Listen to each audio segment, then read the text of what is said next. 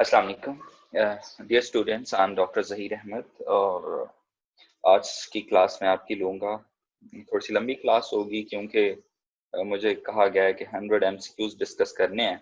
तो 100 एमसीक्यूज हमारा एम जो होगा वो ये होगा कि सिर्फ और सिर्फ आपके साथ एमसीक्यू डिस्कस ना किया जाए, क्योंकि एमसीक्यू आपके पास इतनी सारी बुक्स मौजूद हैं।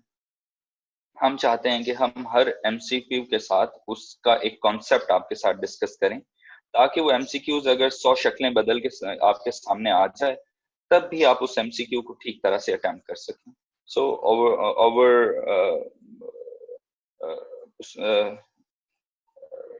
way of discussion today will be, there will be an MCQ stem, then we'll answer that MCQ stem, and then we'll try to give you a very simpler explanation of all MCQ stems. तो इस तरह से आपके एक MCQ stem से कम 5 MCQs तैयार हो जाएंगे। इसके अलावा खैर टिप्स एंड ट्रिक्स की कोई इतनी ज्यादा जरूरत नहीं होती। FCPS part 1 straight away MCQs होते हैं आप लोगों के, कोई सिनेरियो बेस्ड नहीं होते। तो इसमें एक बात आपके लिए बहुत अहम होगी, you should have a very vast knowledge of your books. जब तक आपके पास एक बहुत वास्ट नॉलेज नहीं होगा, आपकी एक डीपर स्टडी नहीं होगी, आप पार्ट 1 के एमसीक्यूज को अटेम्प्ट नहीं कर सकते। एक अच्छी बात यह है कि कोई बहुत ज्यादा सिनेरियोज नहीं होते कि आपको बहुत ज्यादा डीपर कॉन्सेप्ट भी नहीं चाहिए। इसके अलावा अगर आप लोगों को इस दौरान कोई भी होता है क्वेश्चन आपके जहन में आता है, तो please float your question in the chat box. Appropriate हम डिस्कशन के दौरान ही जहां पर अप्रोप्रिएट होगा आपके क्वेश्चन का आंसर कर देंगे। तो आई थिंक हम अपनी डिस्कशन को इस तरह से लेके चलेंगे। थोड़ा सा इंटरेक्टिव सेशन होगा हमारा। तो मैं जिस भी स्टूडेंट का नाम लूंगा वो अपना माइक खुद ओपन करे, ठीक है। अव्वल तो मैं एक क्वेश्चन फ्लोट करूंगा, आप लोगों को चाहिए कि आप लोग रेज हैंड करें अपना, और मैं आपका माइक ओपन करवा दूंगा, और उसके बाद हम उस एमसीक्यू को डिस्कस कर सकते हैं। इसके अलावा आप चैट बॉक्स के अंदर भी आंसर कर सकते हैं, वो जिस तरह से आप लोग मुनासिब समझें। तो अब हम अपनी डिस्कशन स्टार्ट करेंगे। Will try to be slow, ताकि हम हर कोई हमारे साथ चले और हर एमसीक्यू को आप समझ के आगे चलें। A 30-year-old man comes to your clinic with complaint of double vision. On examination, his right eye is turned medially and abduction of right eye is impaired. The most likely anatomical structure involved is... So can anyone answer this? Raise your hand. Sixth nerve. Sixth nerve, shabash. But try to raise your hand. Sixth nerve. अच्छा बेटा, six nerve आपने क्यों कहा? Eye is turned medially and abduction right is eye impaired. जी चल, lateral अब reflex adduction, हाँ, यहाँ पर एक छोटी सी बात को वाजे कर दें कि adduction क्या होती है और abduction क्या होती है। adduction अंदर की तरफ मूव करना, जब medially मूव कर। adduction को बच्चों आप लोगों ने add से याद रखना है, add से, ठीक है, कि जब हम ऐड करते हैं तो जमा करते हैं, अंदर की तरफ आना, ठीक है, चीजों का अंदर की तरफ आना। और अबडक्शन को आप सब्ट्रैक्शन से याद रखें, बाहर की तरफ जाना। तो अडक्शन जब आई मीडियली मूव करती है और अबडक्शन जब आई लेटरली मूव करती है, ठीक है। तो अब देखें सिक्स नर्व का काम क्या है। सिक्स नर्व का काम है कि एमसीक्यू को लेके जो हमारी आई है इसको लेटरली लेके जाती है।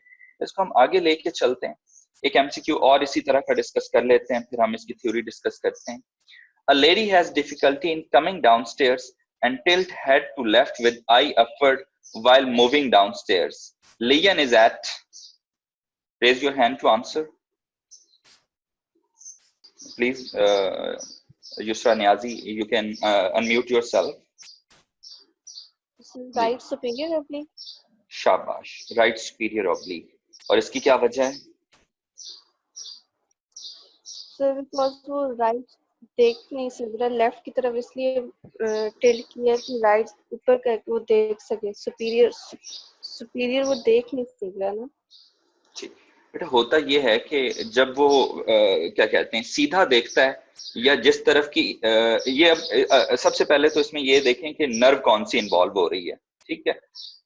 अगर आप इसको इस नमूने को याद रखें, SO4-LR6 superior oblique is supplied by the fourth nerve, lateral rectus is supplied by the sixth nerve, ठीक है। और बाकी जितने भी एक्स्ट्रा ऑकुलर मसल्स हैं वो थर्ड नर्व से सप्लाई होते हैं। इस नमूने को याद कर लें। तो अब हमारे पास जो आता है ना कि ये राइट सुपीरियर ऑब्लिक जो इन्वॉल्व हुआ है, राइट सुपीरियर ऑब्लिक का मतलब है ये राइट साइड की फोर्थ नर्व इन्वॉल्व हुई है, SO4 superior oblique supplied by fourth nerve. अब जब भी फोर्थ नर्व डैमेज होती है ना बच्चों, तो जो पेशेंट को कंप्लेंट आती है वो उसको डिप्लोपिया की कंप्लेंट डेवलप होती है। और जब वो सीधा देखता है या जिस साइड की नर्व इन्वॉल्व होती है अपना हेड उस तरफ टिल्ट करता है, तो ये डिप्लोपिया, ये डिस्कम्फर्ट उसकी बढ़ जाती है। तो इस डिस्कम्फर्ट को कम करने के लिए वो क्या करता है, वो अपने सर को दूसरी तरफ ऐसे टिल्ट कर लेता है। तो जिस साइड की नर्व इन्वॉल्व होगी, हेड हमेशा उससे ऑपोजिट साइड पे टिल्ट हो जाएगा। तो अब देखें ये राइट साइड की अगर फोर्थ क्रेनियल नर्व पाल्सी है, तो पेशेंट जब राइट साइड पे अपना हेड टिल्ट करेगा तो उसका हाइपरट्रोपिया बढ़ जाएगा। जब उसका सर जो है वो लेफ्ट साइड पे ऑपोजिट साइड पे टिल्ट होगा तो उसका हाइपरट्रोपिया कम हो जाएगा, उसकी डिस्कम्फर्ट कम हो जाएगी। तो इसलिए अगर आपके सिनेरियो के अंदर हेड टिल्ट है, तो जिस तरफ का हेड टिल्ट है उससे ऑपोजिट साइड की फोर्थ नर्व के बारे में जरूर सोचना है। इसी तरह से LR6 lateral rectus is supplied by the sixth nerve. अब ये देखें लेटरल रेक्टस का काम है आई की अबडक्शन करना।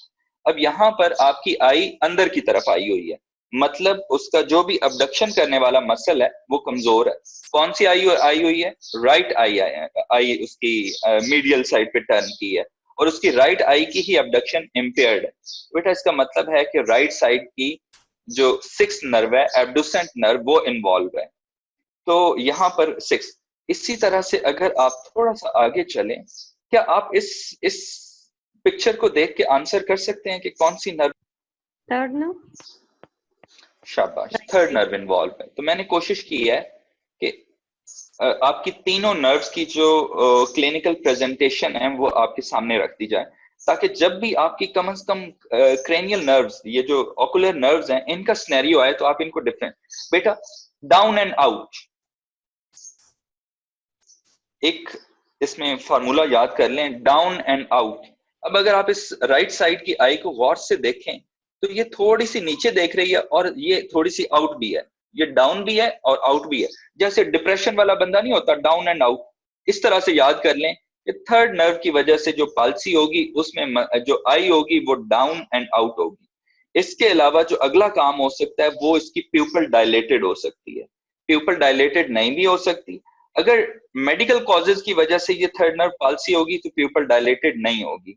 लेकिन अगर सर्जिकल कॉजेज, किसी ट्यूमर की वजह से, किसी कंप्रेशन की वजह से ये थर्ड नर्व पाल्सी होगी तो उसकी वजह से प्यूपल डायलेटेड होगी। तो ये याद रखना है कि थर्ड नर्व प्यूपल मिड्रियासिस के बगैर भी प्रेजेंट कर सकती है, प्यूपिलरी डायलेटेशन के बगैर भी प्रेजेंट कर सकती है। अगर इन दो एमसीक्यूज पे कोई क्वेश्चन नहीं है किसी का तो हम आगे चलते हैं।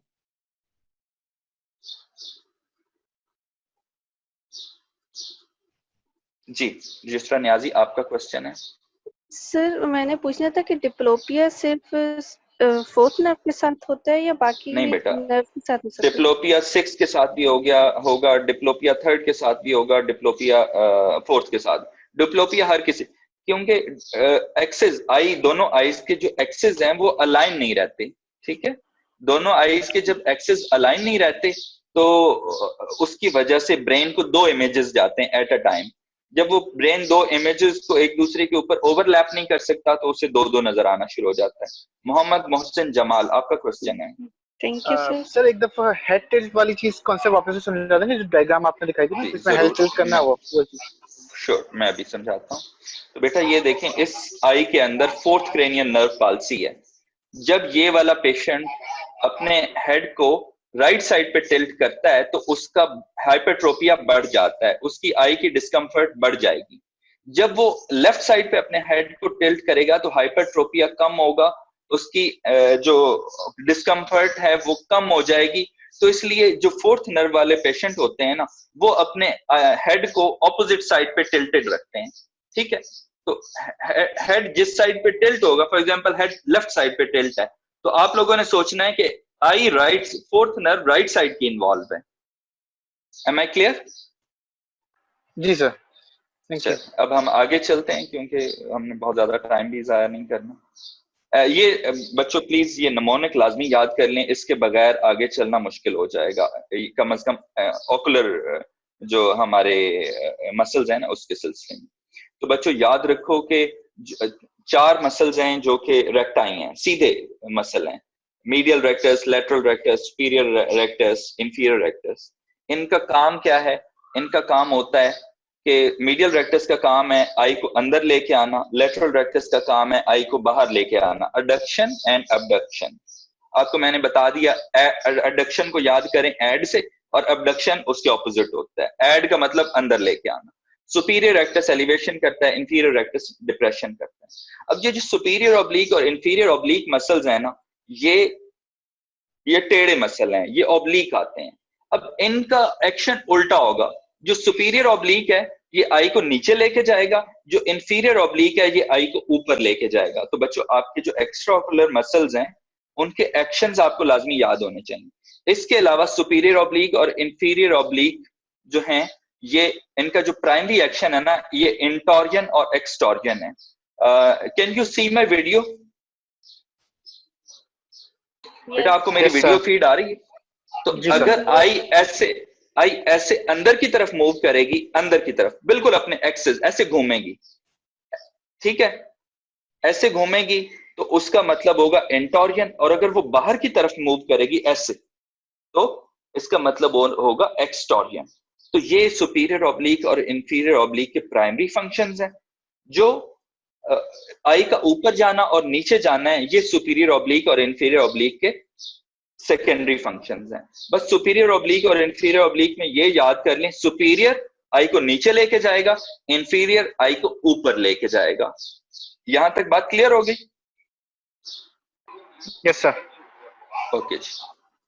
आई विल अप्रिशिएट कि अगर आप में से कोई बंदा मुझे ना एक फीडबैक देता रहे, उससे क्या कहते हैं हमारी डिस्कशन को आगे बढ़ाने में मदद मिलेगी। और बेटा हमारी डिस्कशन इंतहाई सिंपल होगी ताकि कॉन्सेप्ट जो हैं वो आप लोगों के अंदर इनकलकेट हो सकें। कल कलां को यही वाले एमसीक्यू 100 तरह से आ जाएं, आपको कोई दिक्कत ना हो उसको अटेम्प्ट करने में। अच्छा बच्चों, ये एक बच्चा है, ये गिरा है, ठीक है, इसका मीडियल एपिकॉन्डाइल का फ्रैक्चर हो गया है। तो अब क्या कहते हैं, अल्नर नर्व को डैमेज हुआ। आपको पता है मीडियल एपिकॉन्डाइल का जब भी होगा तो अल्नर नर्व का डैमेज होगा। अब सवाल ये पैदा होता है सेंसेशंस किस एरिया की जाएंगी? Mohammad Mohsin. Sir A option होगा, distal end palmar aspect of medial 1/3। ठीक है, शाबाश बच्चों। हाथ का जो बिल्कुल आप देखें ना, अल्नर सप्लाई है, ये अगर अपनी हथेली आप बिल्कुल सामने कर लें तो लिटिल फिंगर और ये जो रिंग फिंगर है ना, ये हाफ, इसका मीडियल एस्पेक्ट, ये अल्नर नर्व से सप्लाई होता है। जो हाथ का पामर सरफेस का लेटरल पार्ट है, 2/3 lateral part of the hand है, वो मीडियल नर्व से सप्लाई होता है। तो अगर अल्नर नर्व डैमेज है तो ये distal end palmar aspect of medial 1/3 of the hand will be involve. इसको हम जरा आगे लेके चलते हैं। अच्छा बच्चों, ये एक बहुत इंपॉर्टेंट है, थोड़ा सा शायद आप लोगों के लेवल से ज्यादा भी हो, लेकिन लेट्स से कि इससे ना हमारे एक बड़े बेसिक कॉन्सेप्ट को समझने में हेल्प मिलेगी। A 23 years old male presents with weakness of lower limbs for 3 days followed by weakness of upper limbs. On examination, tone is decreased, reflexes are absent and planters are downgoing. Sensations are intact. What is most likely diagnosis?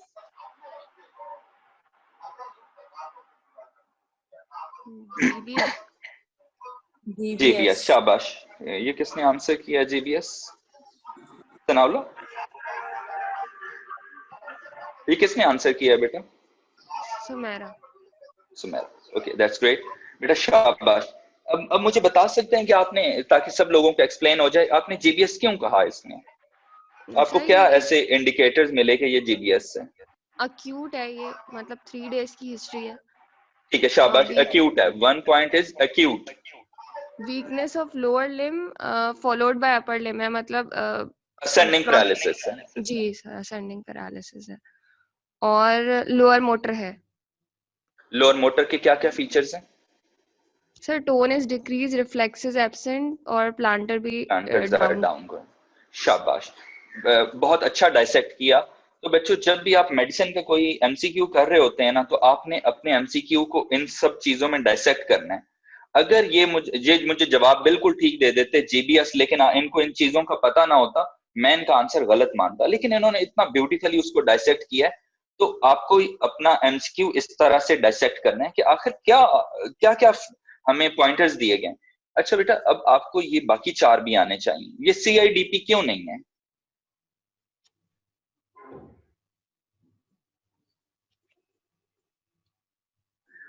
चले, मैं आपको इसका answer कर देता हूँ, हम आगे चलते हैं। हाँ, सीआईडीपी इज क्रॉनिक। तो बेटा 3 दिन की हिस्ट्री है, तो सीआईडीपी तो 2 महीने से ज्यादा की हिस्ट्री होती है, इसलिए ये सीआईडीपी नहीं है। हम आगे चलते हैं और आहिस्ता आहिस्ता इन सारी बातों को डिस्कस करते हैं। तो बेटा जो जीबीएस है ना, इसको एआईडीपी कहते हैं। एआईडीपी, एक्यूट इन्फ्लेमेटरी डीमाइलिनेटिंग पॉलीन्यूरोपैथी। तो बेटा ये डीमाइलिनेटिंग डिजीज है, इसके अंदर मल्टीपल नर्व्स इन्वॉल्व होती हैं और इन्फ्लेमेशन ऑफ द नर्व्स होती है, और ये एक्यूटली प्रेजेंट करती है। ठीक है, इसके अंदर मोटर इन्वॉल्वमेंट होती है असेंडिंग, जैसे पहले लोअर लिम्स इन्वॉल्व हुए, फिर अपर लिम्स इन्वॉल्व होंगे। सेंसेशंस इंटैक्ट रहती हैं, जैसे हमारे सिनेरियो की सेंसेशंस इंटैक्ट थी ना, इसकी सेंसेशंस इंटैक्ट रहेंगी, सिवाय एक कंडीशन जिसको एमसान कहते हैं, उसके अंदर सेंसरी इन्वॉल्वमेंट हो जाती है। प्लांटर्स डाउन गोइंग होते हैं, रिफ्लेक्सेस एब्सेंट होती हैं, लोअर मोटर न्यूरॉन की फाइंडिंग्स होती हैं। बच्चों इसकी ये टाइप्स होती हैं, मोटी मोटी टाइप, वैसे तो इसकी बहुत सारी टाइप्स हैं, 10-12 टाइप्स हैं, आप ये 4 याद कर लो बस। AIDP, acute motor axonal neuropathy, acute motor sense and sensory axonal neuropathy, Miller Fisher variant. ये 4 टाइप्स आपको याद होनी चाहिए। जब बच्चों इसको डायग्नोज कैसे कर सकते हैं? नर्व कंडक्शन स्टडी से और सीएसएफ एग्जामिनेशन से। अच्छा, यहाँ पर आप लोगों से सवाल है कि ये आपका पार्ट 1 का सवाल बड़ी आसानी से बन सकता है। एक पेशेंट को जीबीएस है, आप उसका सीएसएफ एग्जामिनेशन कब करवाएंगे? बीमारी के शुरू होने के कितने? जी मोहसिन। सर 3 वीक्स के बाद मेरे ख्याल से। नहीं बेटा, 10 एंटीबॉडीज दिन के बनने में बाद। 10 दिन के बाद नहीं बेटा, हम एंटीबॉडीज नहीं कर, हम तो सीएसएफ एग्जामिनेशन की बात कर रहे हैं। ठीक है तो सर। सीएसएफ एग्जामिनेशन 10 दिन बाद करवाना है। 10 दिन के बाद ना प्रोटीन जो होती हैं सीएसएफ में वो बढ़ जाती हैं, लेकिन सेल नहीं बढ़ते। इसको बोलते हैं एल्बुमिनोसाइटोलॉजिक डिसोसिएशन, यानी एल्बुमिन बढ़ गई, सेल नहीं बढ़े, ये दोनों की डिसोसिएशन हो गई, और ये 10 दिन के बाद हमें नजर आती है। तो ये 2 आपके एमसीक्यूज हो गए कि एक तो सीएसएफ के अंदर क्या फाइंडिंग मिलेगी? एल्बुमिनोसाइटोलॉजिक डिसोसिएशन। आपको कब ये जाके फाइंडिंग मिलती है? ये 10वें दिन के बाद सारे पेशेंट्स के अंदर मिलनी शुरू होती है। अच्छा बच्चों, हम बहुत सारी एंटीबॉडीज करवा सकते हैं। क्लिनिकल एंटीबॉडी सिर्फ एक ही है क्लिनिकल सिग्निफिकेंस वाली, और वो है एंटी GQ1B एंटीबॉडी। ये मिलर फिशर वेरिएंट सिंड्रोम के अंदर पॉजिटिव होती है। बाकी सबका कोई क्लिनिकल सिग्निफिकेंस कोई नहीं है, इसलिए हम उसको डिस्कस भी नहीं करते। ठीक है। अच्छा बच्चों, ट्रीटमेंट में 2 ऑप्शन याद कर लो, इम्यून ग्लोबुलिन और प्लाज्माफेरेसिस। दोनों का एक जैसी एफिकेसी है। ट्रीटमेंट ऑप्शन 2 ही है, इम्यून ग्लोबुलिन, प्लाज्माफेरेसिस। इन दोनों में से कोई एक देना होता है। अच्छा, most common cause of death क्या है? इन दोनों में से most common cause of death dysautonomia, arrhythmias हो जाते हैं। डिसऑटोनोमिया की वजह से अरिथमियाज, ये most common cause of death है जीबीएस की। और उसके बाद दूसरी जो कॉमन कॉज ऑफ डेथ है वो है रेस्पिरेटरी अरेस्ट, क्योंकि फ्रेनिक नर्व भी इन्वॉल्व हो जाती है ना, तो डायफ्राम बेचारा फर्क हो जाता है, उसकी वजह से रेस्पिरेटरी अरेस्ट हो जाता है। लेकिन रेस्पिरेटरी अरेस्ट का इलाज हम कर लेते हैं, वेंटिलेटर पे डाल देते हैं, उसका पता भी चल जाता है। अरिथमियाज का को ट्रीट करना थोड़ा मुश्किल होता है, वो अचानक आते हैं, बंदे की जान ले जाते हैं, इसलिए अरिथमियाज जो हैं वो ज्यादा कॉमन कॉज ऑफ डेथ है। जी डॉक्टर महा सनम, आपका हैंड रेज है, कोई क्वेश्चन? सर जो जीबीएस है वो हमेशा रेस्पिरेटरी इन्फेक्शन के बाद ही होगा, या ये स्टेम में नहीं आएगी चीज? नहीं बेटा, आपके स्टेम के अंदर दो चीजें आ सकती हैं। जो मोस्ट कॉमन प्रीसीडिंग इवेंट होता है ना, 3 हफ्ते पहले मरीज को डायरिया होता है, 3 हफ्ते पहले, और वो डायरिया की सबसे कॉमन वजह है कंपाइलोबैक्टर जिजुनाई। ठीक है, लेकिन इस मरीज को अपर रेस्पिरेटरी ट्रैक्ट इन्फेक्शन भी हो सकता है। बहुत सारे वायरसेस भी ऐसे हैं जो कि जीबीएस कर, और ये भी तकरीबन 3 हफ्ते पहले की हिस्ट्री होगी। तो ये प्रीसीडिंग इवेंट्स होते हैं जीबीएस के। ठीक है, थैंक यू सर। ठीक है, अच्छा बच्चों, 15% लोगों के अंदर कोई ना कोई प्रॉब्लम रह जाती है, कोई ना कोई मोटर डेफिसिट रह जाता है। 85% लोग जो हैं वो रिकवर कर जाते हैं। ये एक फिगर याद कर लेना। अच्छा बच्चों, ये सीआईडीपी क्यों नहीं था? सीआईडीपी होता है बेटा क्रॉनिक इन्फ्लेमेटरी डीमाइलिनेटिंग पॉलीन्यूरोपैथी।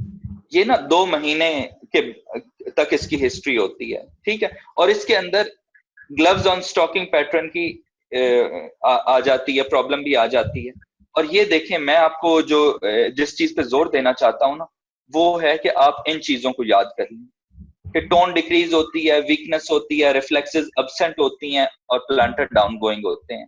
तो बेटा ये न्यूरोपैथी है ना, तो लोअर मोटर न्यूरॉन टाइप की। इसको भी डायग्नोज कैसे करना है? एनसीएस करवा लेनी है इसको। अच्छा, इसके ट्रीटमेंट में स्टेरॉइड्स इफेक्टिव होते हैं।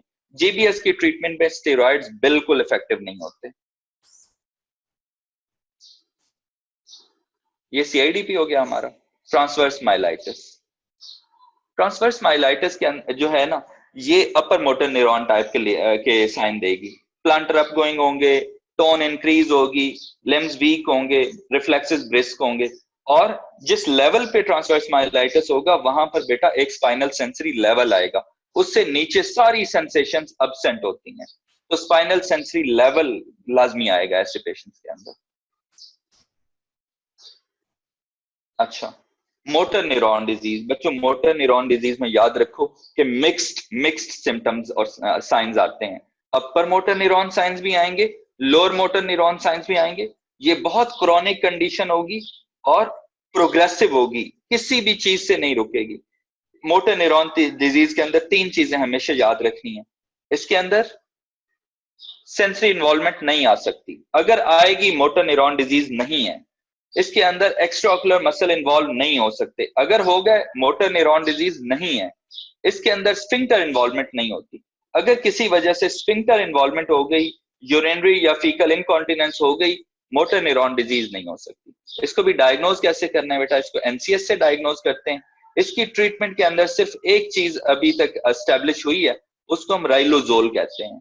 ये भी 3 महीने का आपको बेनिफिट देती है। बेटा ये 2-3 बातें मोटर न्यूरॉन डिजीज से हैं, ये अगर आप याद कर लें तो मोटर न्यूरॉन डिजीज से कोई भी क्वेश्चन पार्ट 1 में आएगा तो आप क्लियर हो जाएं। अब देखें हमारा जो एम था वो हमने कैसे पूरा किया है कि हमने एक सिनेरियो लिया है, उसमें 5 डिजीजेस डिस्कस कर लिए हैं। तो आप लोगों का जो पढ़ने का स्टाइल होना चाहिए वो इसी तरह से होना चाहिए कि हर डिजीज में से 5-6 बातें ऐसी हों जो आपको याद हो, ताकि पार्ट 1 का कोई क्वेश्चन आपको मिस ना हो। ठीक है, अच्छा बच्चों ये वाला देखो, in upper motor neuron lesion which of the following will happen. अब मेरे ख्याल में पीछे हम जो डिस्कशन करके आए हैं उसके बाद ये सवाल बड़ा आसान होना चाहिए। Doctor Dur Shahwar Asim, can you unmute yourself? जी बेटा, इसका क्या आंसर होगा? इसका क्या आंसर होगा?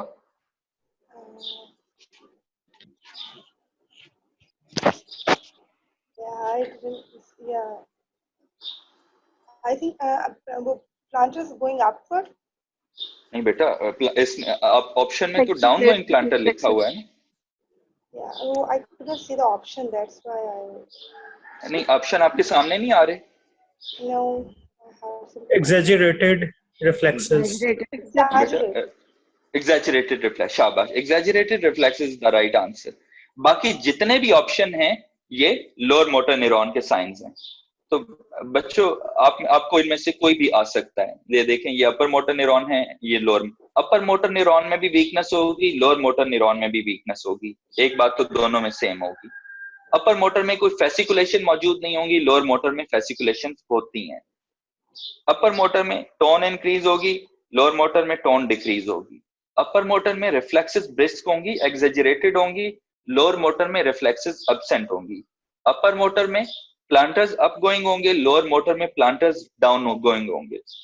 अच्छा बच्चों, यहां पर आप लोगों से एक सवाल है मेरा, ठीक है, यकीनन जो ब्राइट बच्चे हैं वो आंसर करना चाहेंगे। अच्छा, कोई ऐसी कंडीशन है कि अपर मोटर न्यूरॉन लियन हो और टोन डिक्रीज हो, रिफ्लेक्सेस एब्सेंट हो और प्लांटर डाउन गोइंग हो? कोई ऐसी भी सिचुएशन हो सकती है?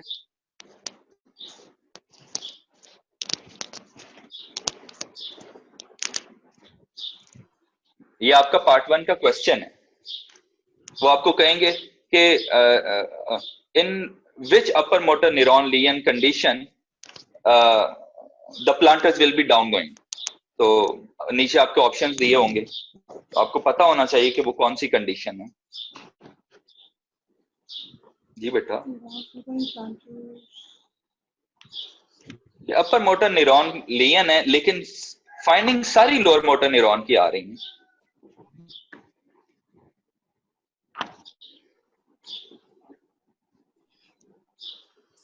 Amyotrophic myelodegeneration, something like that. नहीं नहीं नहीं बेटा, जब स्पाइनल शॉक होता है ना, एक कंडीशन होती है जिसे हम स्पाइनल शॉक कहते हैं। मिसाल के तौर पर स्पाइनल कॉर्ड डैमेज हो गई। अब स्पाइनल कॉर्ड डैमेज की वजह से लोअर लिम्स में क्या होना चाहिए? अपर मोटर न्यूरॉन साइंस आने चाहिए, जैसे ट्रांसवर्स माइलाइटिस में आते हैं। लेकिन शुरू के अंदर स्पाइनल शॉक होता है। जब स्पाइनल शॉक होगा, प्लांटर भी डाउन गोइंग हो सकते हैं, टोन भी डिक्रीज हो सकती है, रिफ्लेक्सेस भी एब्सेंट हो सकती हैं, और जैसे जैसे फिर वक्त गुजरता जाता है तो अपर मोटर न्यूरॉन साइंस आते जाते हैं। उसमें फिर टोन इंक्रीज कर जाएगी, रिफ्लेक्सेस ब्रिस्क हो जाएंगे, प्लांटर भी अप गोइंग हो जाएंगे। तो बेटा स्पाइनल शॉक को याद रखना है, ये वो कंडीशन है जिसके अंदर लियन अपर मोटर न्यूरॉन टाइप का होगा लेकिन finding lower motor neuron type की आती है।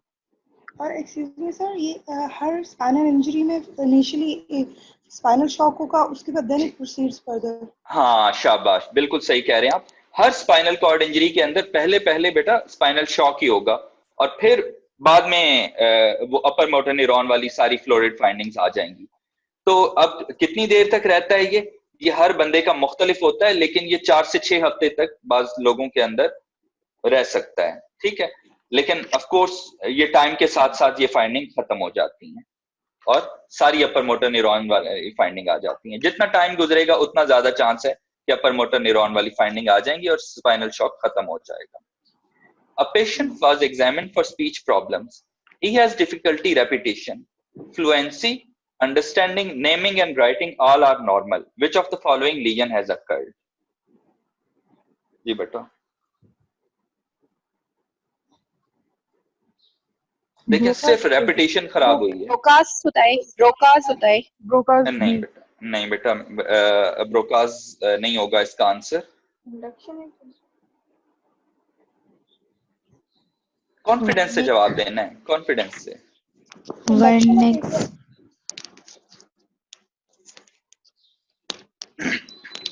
Conduction aphasia. शाबाश, ये किसने आंसर किया कंडक्शन एफेजिया? अब्दुर्रहमान। शाबाश अब्दुर्रहमान। कंडक्शन एफेजिया में बेटा क्या होता है कि ब्रोका और वर्निक्स, जी तो आर्कोइड फैसिकुलस से उसकी प्रॉब्लम है। हाँ, आर्कोइड फैसिकुलस को डैमेज हो जाती है। तो कंडक्शन एफेजिया में होता क्या है कि ब्रोका और वर्निक्स को मिलाने वाला एक बंडल होता है जिसे हम कहते हैं आर्कोइड फैसिकुलस। जब उसका डैमेज होता है ना, बाकी हर चीज नॉर्मल होगी, लेकिन जब हम मरीज को कहेंगे रिपीट करो, हाँ भाई मेरे पीछे मेरा एक फिक्रा रिपीट करो, मैं पंजाब मेडिकल कॉलेज का पढ़ने वाला हूँ, वो उससे ये फिक्रा रिपीट नहीं होगा, हालांकि हम उसके सामने बोल रहे हैं, वो इसको रिपीट नहीं कर सकता है। तो इसको कंडक्शन एफेजिया बोलते हैं। जो ब्रोका एफेजिया है ना बेटा, उसमें मरीज आपकी बात समझ लेगा, उसकी कॉम्प्रिहेंशन इंटैक्ट होगी, लेकिन वो बोल नहीं सकेगा, वर्ड्स नहीं बोल सकेगा, इसे ब्रोकाज एफेजिया कहते हैं। और वर्निक्स एफेजिया में क्या होगा, मरीज बेतकान बोलेगा, मैं जी फल लेने गया और फिर मेरा वहां पर एक्सीडेंट हो गया और मैं यहाँ पर भागा, और आपको उसकी कोई बात समझ नहीं है, मैं जी मैं बड़ा अच्छा और ये वो मैं इस तरह का, हाँ ये देखें आपको मेरी कोई बात समझ नहीं आ रही कि डॉक्टर ज़हीर साहब बोल क्या रहे हैं, ठीक है। लेकिन मरीज बेतकान बोलेगा, फ्लुएंटली बोलेगा, लेकिन उसकी कोई बात आपको समझ नहीं आएगी और उसको आपकी कोई बात समझ नहीं आएगी। आप उसे कहेंगे ना जनाब अपना नाम बताएं। जैसे मैं पूछता हूँ डॉक्टर मुबशर अपना नाम बताएं, तो डॉक्टर मुबशर को मेरी कोई बात समझ ही नहीं आ रही।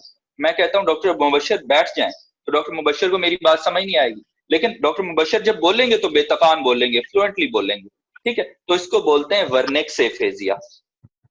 अच्छा बच्चों, ट्रांसकॉर्टिकल सेंसरी एफेजिया, इसमें ये वर्निक्स एफेजिया की तरह का एफेजिया होता है, लेकिन रेपिटिशन इंटैक्ट होती है। ट्रांसकॉर्टिकल मोटर एफेजिया, ये ब्रोकाज एफेजिया की तरह का एफेजिया होता है, लेकिन रेपिटिशन इंटैक्ट होती है, जबकि ब्रोका और वर्निक्स के अंदर रेपिटिशन इंटैक्ट नहीं होती।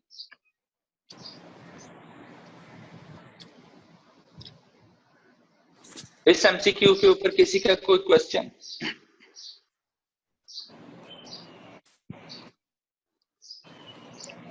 नहीं सर।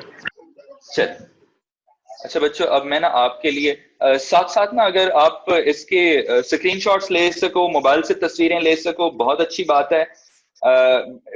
ये चीजें आपके काफी काम आने वाली हैं, क्योंकि आपकी बुक में मैंने आपकी FCPS पार्ट 1 की सारी बुक्स देखी हैं, उसमें से ये सारी चीजें इस तरह से नहीं लिखी हुई।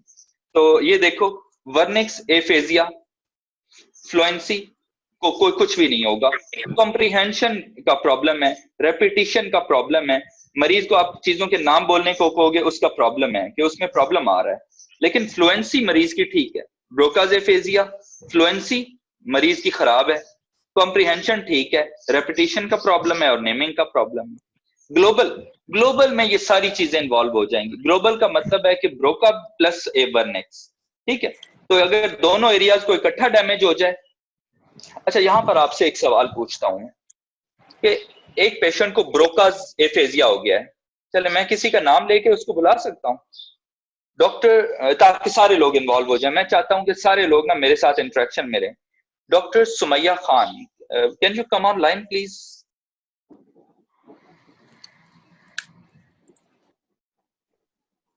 Are you online?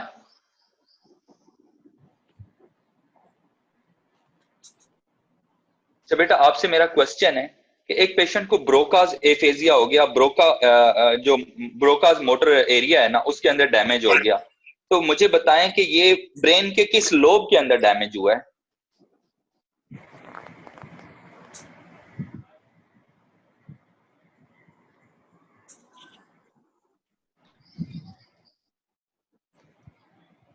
कौन बताएगा? फ्रंटल। शाबाश। ये जो बिल्कुल जो ब्रोकाज एरिया होता है ना, ये फ्रंटल लोब की बेस पे पड़ा होता है। ग्लोबल एरिया किसी का इंफीरियर फ्रंटल गायरस।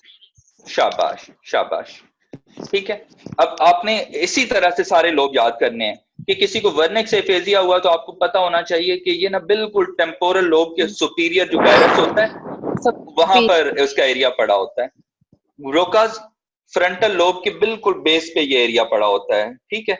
ग्लोबल ये डिफ्यूज डैमेज है, ये काफी सारी, इसमें फ्रंटल लोब भी आ गया, इसमें टेम्पोरल लोब भी आ गया, कुछ पैराइटल लोब का भी हिस्सा आ गया। नॉमिनल किसी को एफेजिया है, ठीक है, तो उसमें कौन सा एरिया, ये एक गायरस होता है वो डैमेज होता है टेम्पोरल लोब के अंदर। किसी को कंडक्शन एफेजिया आ गया, उसका टेम्पोरल लोब डैमेज होगा। तो बेटा इन सब का आपको लोब्स का भी पता होना चाहिए कि इन एफेजियाज के अंदर लोब्स कौन से इन्वॉल्व हो रहे हैं। ये आपके पार्ट 1 के अंदर इस तरह से क्वेश्चन बनेगा। ओके जी, a patient was diagnosed as case of cord compression. His lower limb reflexes, ankle reflexes are exaggerated, but his bicep reflex is absent. Where the compression is? बेटा ये आपकी पार्ट 1 के जो रिकॉल क्वेश्चंस है ना, उनमें से एक क्वेश्चन लिया गया है। तो आप ये देखें कि आपकी पार्ट 1 में सिनेरियो रिलेटेड भी क्वेश्चन आ रहे हैं। ऐसा नहीं कि सिनेरियो रिलेटेड वो नहीं, ज्यादातर C1 लेवल के क्वेश्चन है, लेकिन इस तरह के C3 लेवल के क्वेश्चन भी आएंगे आपको, तो आपको ये भी पता होना चाहिए। जी बेटा, किस लेवल पर का डैमेज हुआ है? उसकी लोअर लिम्स के रिफ्लेक्सेस एग्जेजरेटेड है, लेकिन उसके अपर लिम्ब के अंदर जो बाइसेप्स रिफ्लेक्स है ना वो एब्सेंट है। C5-6। शाबाश, C5-6। ये किसने आंसर किया? अपना नाम बोल दें सर। ये SBK के नाम से, Sharika. SBK, okay, that's great, ठीक है, शाबाश बेटा। अब आप इसकी रीजन बता सकते हैं मुझे? सर बाइसेप्स जो रिफ्लेक्स होता है उसका रूट लेवल C5-6 होता है, मैंने ये सोच के आंसर किया। आपकी रीजनिंग ठीक है, लेकिन थोड़ा सा इसमें और भी आपको डीप जाना पड़ेगा। देखें बेटा, जब स्पाइनल कॉर्ड डैमेज होती है ना, तो जिस लेवल पे डैमेज होता है वहां लोअर मोटर न्यूरॉन साइंस आते हैं, उससे नीचे सारे अपर मोटर न्यूरॉन साइंस आते हैं। इस बात को तो पता है ना आपको? Yes exactly. ठीक है, तो अब देखें बाइसेप्स C5-6 के लेवल पे डैमेज हुआ, ये बाइसेप्स की रूट वैल्यू है। तो बाइसेप्स के लेवल पे लोअर मोटर न्यूरॉन साइन आया कि वो एब्सेंट हो गई वैल्यू, और नीचे लोअर लिम्स के अंदर सारी रिफ्लेक्सेस में अपर मोटर न्यूरॉन साइंस आए कि वो वहां पर तो डैमेज नहीं है, उससे नीचे सारे अपर मोटर आ रहे हैं, लेकिन जिस लेवल पे डैमेज हुआ है उस लेवल पे लोअर मोटर न्यूरॉन साइन आया। तो इसलिए बाइसेप्स की जो रूट वैल्यू है ये C5-6 है। इसलिए हमने कहा कि जनाब इसकी जो डैमेज है वो C5 और C6 स्पाइनल सेगमेंट पे हुई है। बेटा अगर C6 और 7 के लेवल पे डैमेज होगी तो कौन सी रिफ्लेक्स एब्सेंट होगी? ट्राइसेप्स एब्सेंट होगी। ब्रेकियोरेडियलिस C5-6 से होती है, ठीक है। बाइसेप्स ब्रेकियोरेडियलिस जो सुपिनेटर जर्क है वो C5-6 लेवल पे डैमेज देगा। अच्छा, इस स्लाइड के अंदर कोई प्रॉब्लम तो नहीं है? हम आगे चलें। अच्छा बच्चों, अब ये क्या कहते हैं, कम से कम कोई 10-15 MCQ इस सिंगल स्लाइड के अंदर है, अगर आप इसको याद कर लें तो।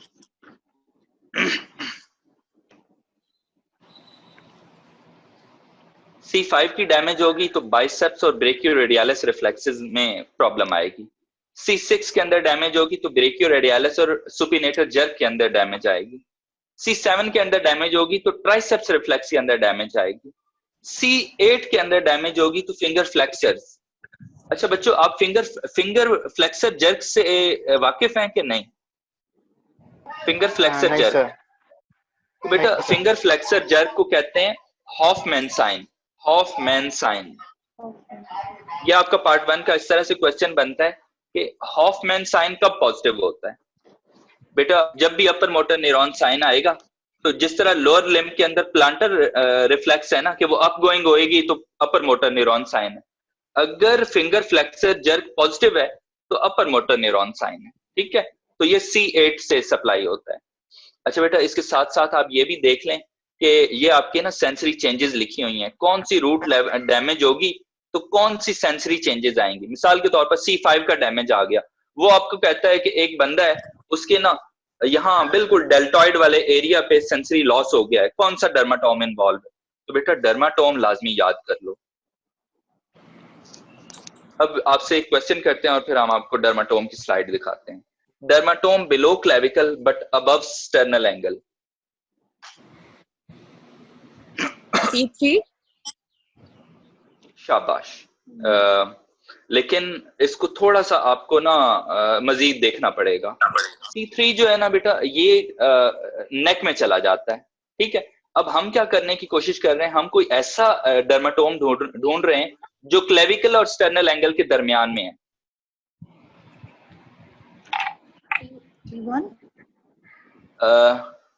बेटा इसका आंसर T1 भी और T1, ठीक है, या C4। बेटा इसको आप अगर आप ये देखें कि T1 जो है ना, अगर तो एनाटॉमी इतनी सिंपल होती ना तो आपका आंसर लॉजिकली बिल्कुल ठीक होता। ये देखें, मैं ना अब एक लाइन लगा रहा हूं, ये स्टर्नल एंगल की लाइन है, आपको पता है ये स्टर्नल एंगल होता है ये, ठीक है, और यहां करके ना होती है क्लेविकल। तो अब अगर आप इसका आंसर देना चाहें तो मेरे ख्याल में आप बड़ी आसानी से दे सकेंगे। जी, अब क्या आंसर बनेगा आपका? C4। शाबाश, जो भी कह रहा है C4 वो बिल्कुल ठीक कह रहा है, क्योंकि बेटा जो T1 है ना वो यहां पर अंदर की तरफ आ जाता है। ये देखो T1 कहां पर आ गया है, T1 इधर खींच गया है, इसलिए ये स्टर्नल, ये आपसे वो एनाटॉमी जानना चाह रहे हैं। बड़ा बुरा तरीका है एनाटॉमी पूछने का, लेकिन बहरहाल ये आपका रिकॉल क्वेश्चन है, ठीक है, ये आपका एक रिकॉल क्वेश्चन है और उन्होंने ऐसे ही सवाल पूछने हैं आपसे। तो बेटा इसको याद कर लें, इसको याद कर लें। ये देखें कि C5 कहां पर है, ये C5 है, ये C5 है। C6 कहां पर है, ये C6 है। C7 कहां पर है, ये C7 है बेटा, ये इसको याद कर लें, ये जो बिल्कुल मिडिल फिंगर है ना, ये C7 होती है। यहां से अगर आप याद करना शुरू करें कि ये जनाब C6 हो गया, ये C5 हो गया, ये C8 हो गया, ठीक है, ये T1 हो गया और ये T2 हो गया। T2 यहाँ पर भी आता है और फिर ये करता करता यहाँ पर भी आ जाता है। तो ये अपर लिम्ब के हो गए। फिर लोअर लिम्ब के याद करें। लोअर लिम्ब में ये बिल्कुल लेग के ऊपर ये L4 आएगा, ये L5 आ जाएगा। इससे ऊपर जाएंगे तो ये L3 आ जाएगा, ये L2 आ जाएगा और ये L1 आ जाएगा, ठीक है। फिर आपका जो अम्लाइकस है ना बेटा, ये है T10 और आपका जो जिफस स्टर्नम है ना, ये T7 होता है। और आपके ये जो निपल्स होते हैं ना बेटा, ये T4 है, निपल्स T4 है। और स्टर्नल एंगल जो है ये T2 है, स्टर्नल एंगल से नीचे T2 है। तो आपको ये लैंडमार्क्स याद करने हैं अगर आप चाहते हैं कि आपके डर्माटोम आपको ना सही तरीके से याद हो। और इसी तस्वीर का ना एक ले लें, गूगल से कोई इस तरह की तस्वीर डाउनलोड कर लें आपको, ताकि नर्व्स भी मोटी मोटी याद हो जाएं, ठीक है।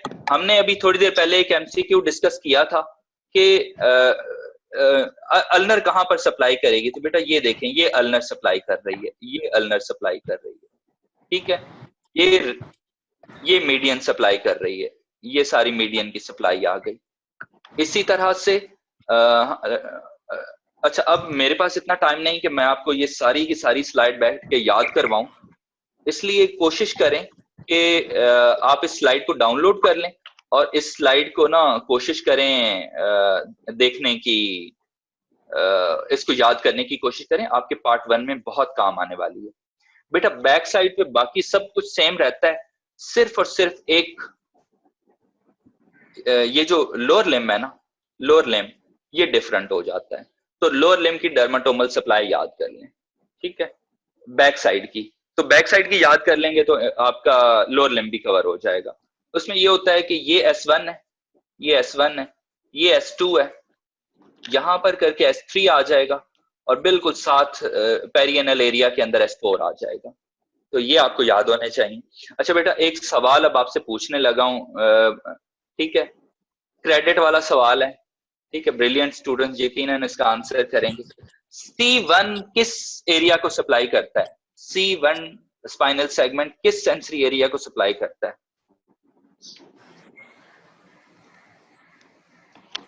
No sensory supply sir, sensory supply नहीं होती। शाबाश शाबाश। यानी फेवरेट क्वेश्चन है आपके पार्ट 1 के एग्जामिनर्स का कि C1 की कोई डर्माटोमल सप्लाई नहीं होती है, ठीक है। ये फेवरेट क्वेश्चन है। तो बच्चों ये 2 स्लाइडें अगर आपकी याद हो जाएं तो आपके 2-3 MCQs तो वैसे ही हो जाएंगे। Which of the following drug is first line treatment of generalized tonic-clonic seizures?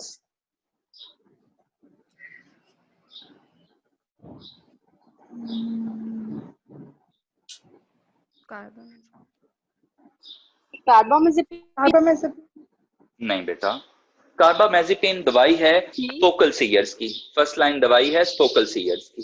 ये जनरलाइज्ड टोनिक, लेमोट्रिजीन भी फर्स्ट लाइन नहीं होगी इसमें। लेविटेरेस्टम, शाबाश शाबाश। अब जरा ना इस स्लाइड को गौर से याद कर लो। जो लेमोट्रिजीन है ना, ये फोकल एनसेट या सेकेंडरी जनरलाइज्ड टोनिक क्लोनिक की फर्स्ट दवाई है। जनरलाइज्ड टोनिक क्लोनिक सीयर्स की 2 फर्स्ट लाइन दवाइयां हैं, सोडियम वेलप्रोएट, लेविटेरेस्टम, ठीक है। और अब्सेंट सीयर्स की इथोसक्सीमाइड है और मायोक्लोनिक सीयर्स की सोडियम वेलप्रोएट है। बेटा ये फर्स्ट लाइन दवाइयां तो लाजमी याद करो, क्योंकि उन्होंने सेकंड या थर्ड लाइन आपसे नहीं पूछनी, उन्होंने आपसे फर्स्ट लाइन दवाइयां पूछनी है, ठीक है। तो ये चार के करीब दवाइयां हैं, इनको याद कर लो।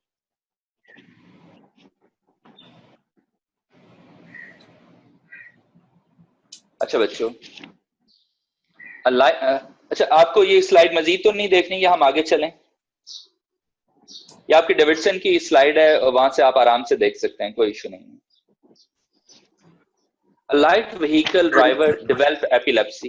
For how long his license remained revoked after complete control of seizures? एक ड्राइवर है, उसको एपिलेप्सी हो गई है, तो उसका जो लाइसेंस है वो कितनी देर तक रिवोक रहेगा?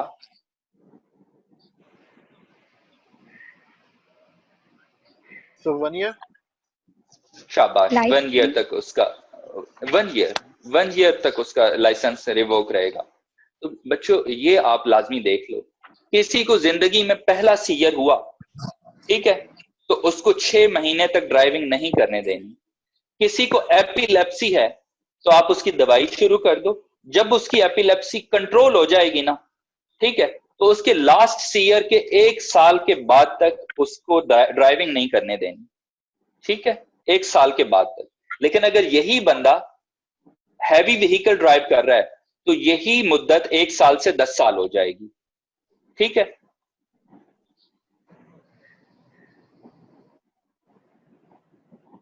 इन 3 बातों की समझ आ गई है? इस पूरी स्लाइड के अंदर 3 बातें लिखी हुई हैं।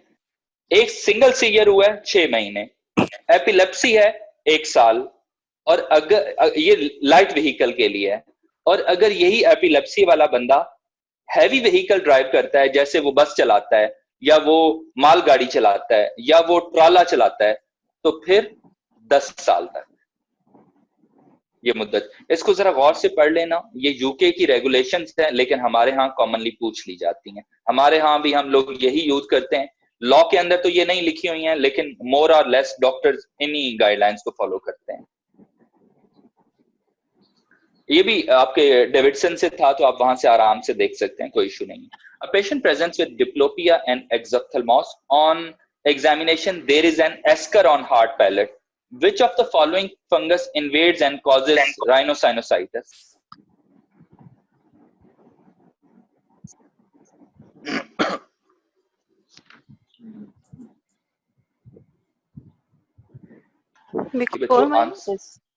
म्यूकोरमाइकोसिस। शाबाश बेटा, म्यूकोरमाइकोसिस है जो ये ओरल कैविटी को, नेजल कैविटी को, ऑर्बिट को और फिर ब्रेन को इन्वॉल्व करती है, ठीक है। ये एक्सोप्थेल्मोस भी कर देगी, जब ये आई को इन्वॉल्व करेगी ना, एक्सोप्थेल्मोस करेगी, और एक्स्ट्रा ऑकुलर मसल्स को इन्वॉल्व करेगी तो डिप्लोपिया कर देगी, और ये जब ओरल कैविटी को इन्वॉल्व करेगी तो यहाँ पर एक काला सा धब्बा बन जाता है हार्ड पैलेट के ऊपर, इसको एस्कर कहते हैं। एस्कर फॉर्मेशन कर बेटा, ये जो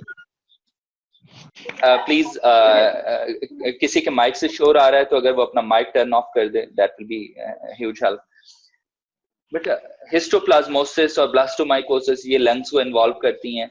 कॉक्सीडायोडोमाइकोसिस और कैंडिडा न्यूफॉर्मन्स ये अक्सर औकात ब्रेन को मेनिंजाइटिस करती हैं। बेटा इन फंगल इन्फेक्शन के जो टारगेट ऑर्गन्स है ना, उनको लाजमी याद कर लो। आपसे ये फंगल इन्फेक्शंस के, बैक्टीरिया के, वायरसेस के टारगेट ऑर्गन्स के बारे में बहुत ज्यादा पूछा जाता है। अच्छा बच्चों, ये एक और क्वेश्चन है, which of the following is not a trigger factor for seizures?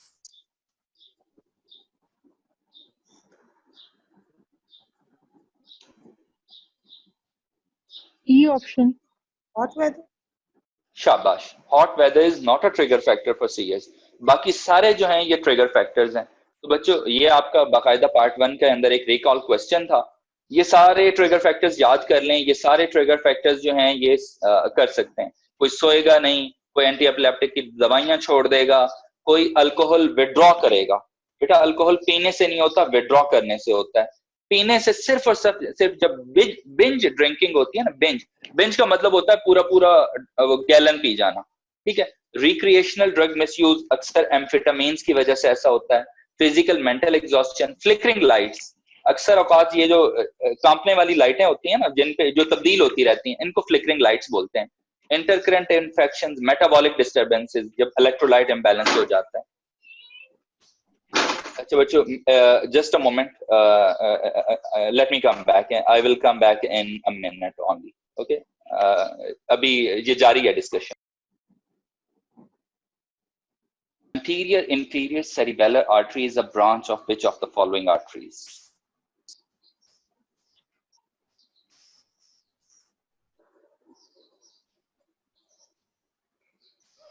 Basilar artery. Okay, let's see. बच्चों ये ना जुबानी याद कर लो, ठीक है। अगर आपको ये जुबानी याद नहीं है ना, तो आपके सर्कल ऑफ विलियस के कोई इसमें से 20-25 MCQ तो सिर्फ क्लियर और सिर्फ नहीं है। बेटा it's pretty much clear on my laptop. I don't know कि आपको शायद बहुत वो डिम दिखाई दे रहा होगा। खैर मैं एक्सप्लेन कर देता हूँ, let me explain it to you. अच्छा बच्चों ये देखें कि ये जो आ रही है ना, ये क्या कहते हैं मिडल्स। अब मैं इसको कैसे एनोटेट करूं, let me move it a bit. अच्छा बच्चों ये देखो कि ये है मिडल सेरिब्रल आर्टरी, ये जो आपको नजर आ रही है ये मिडल सेरिब्रल आर्टरी है, ठीक है। और ये इंटरनल कैरोटिड आर्टरी है, जो नीचे आपकी गर्दन से आएगी ना वो ये होगी internal carotid artery. Internal carotid artery से ना ये फिर एक ब्रांच निकलती है जिसको हम कहते हैं ये एंटीरियर सेरिब्रल आर्टरीज हैं, एंटीरियर सेरिब्रल। और एंटीरियर सेरिब्रल आर्टरी इसके साथ कनेक्टेड होगी एंटीरियर कम्युनिकेटिंग आर्टरी के जरिए। इसी तरह से जो हमारी बेसिलर आर्टरी है ना, basilar artery this is a branch. ये जो बेसिलर ये बनती है वर्टिब्रल आर्टरी और इस तरफ की वर्टिब्रल आर्टरी, इन दोनों के आर्टरी के मिलने से ना हमारी बेसिलर आर्टरी बनती है। और इसकी आगे ब्रांच होती है पोस्टीरियर सेरिब्रल आर्टरी, ये पोस्टीरियर सेरिब्रल आर्टरी है। अब ये जो मिडल सेरिब्रल आर्टरी है ना ये कनेक्टेड होगी पोस्टीरियर सेरिब्रल आर्टरी के साथ। ये जो कनेक्टिंग है ना ये पोस्टीरियर कम्युनिकेटिंग आर्टरी हो जाए। तो बच्चों इसको बहुत, ये जो पूरी पिक्चर है। अब हमारा जो क्वेश्चन था ना कि anterior inferior cerebellar artery is a branch of, तो बेटा ये बेसिलर आर्टरी की ब्रांच होगी, बेसिलर आर्टरी की, ठीक है। ये जो आपको नजर आ रही हैं ये छोटी छोटी, ये पैरापोंटाइन ब्रांचेस हैं, parapontine branches of paramedian pontine branches of basilar artery. इसी तरह से वर्टिब्रल आर्टरी के अंदर से ही दोनों तरफ की आर्टरी से ना एक एक ब्रांच निकलेगी, वो आपस में मिलेगी और एंटीरियर स्पाइनल आर्टरी बना देगी। और ये जो एंटीरियर स्पाइनल आर्टरी होती है ना बेटा, ये स्पाइनल कॉर्ड के एंटीरियर 2/3 को सप्लाई करती है। तो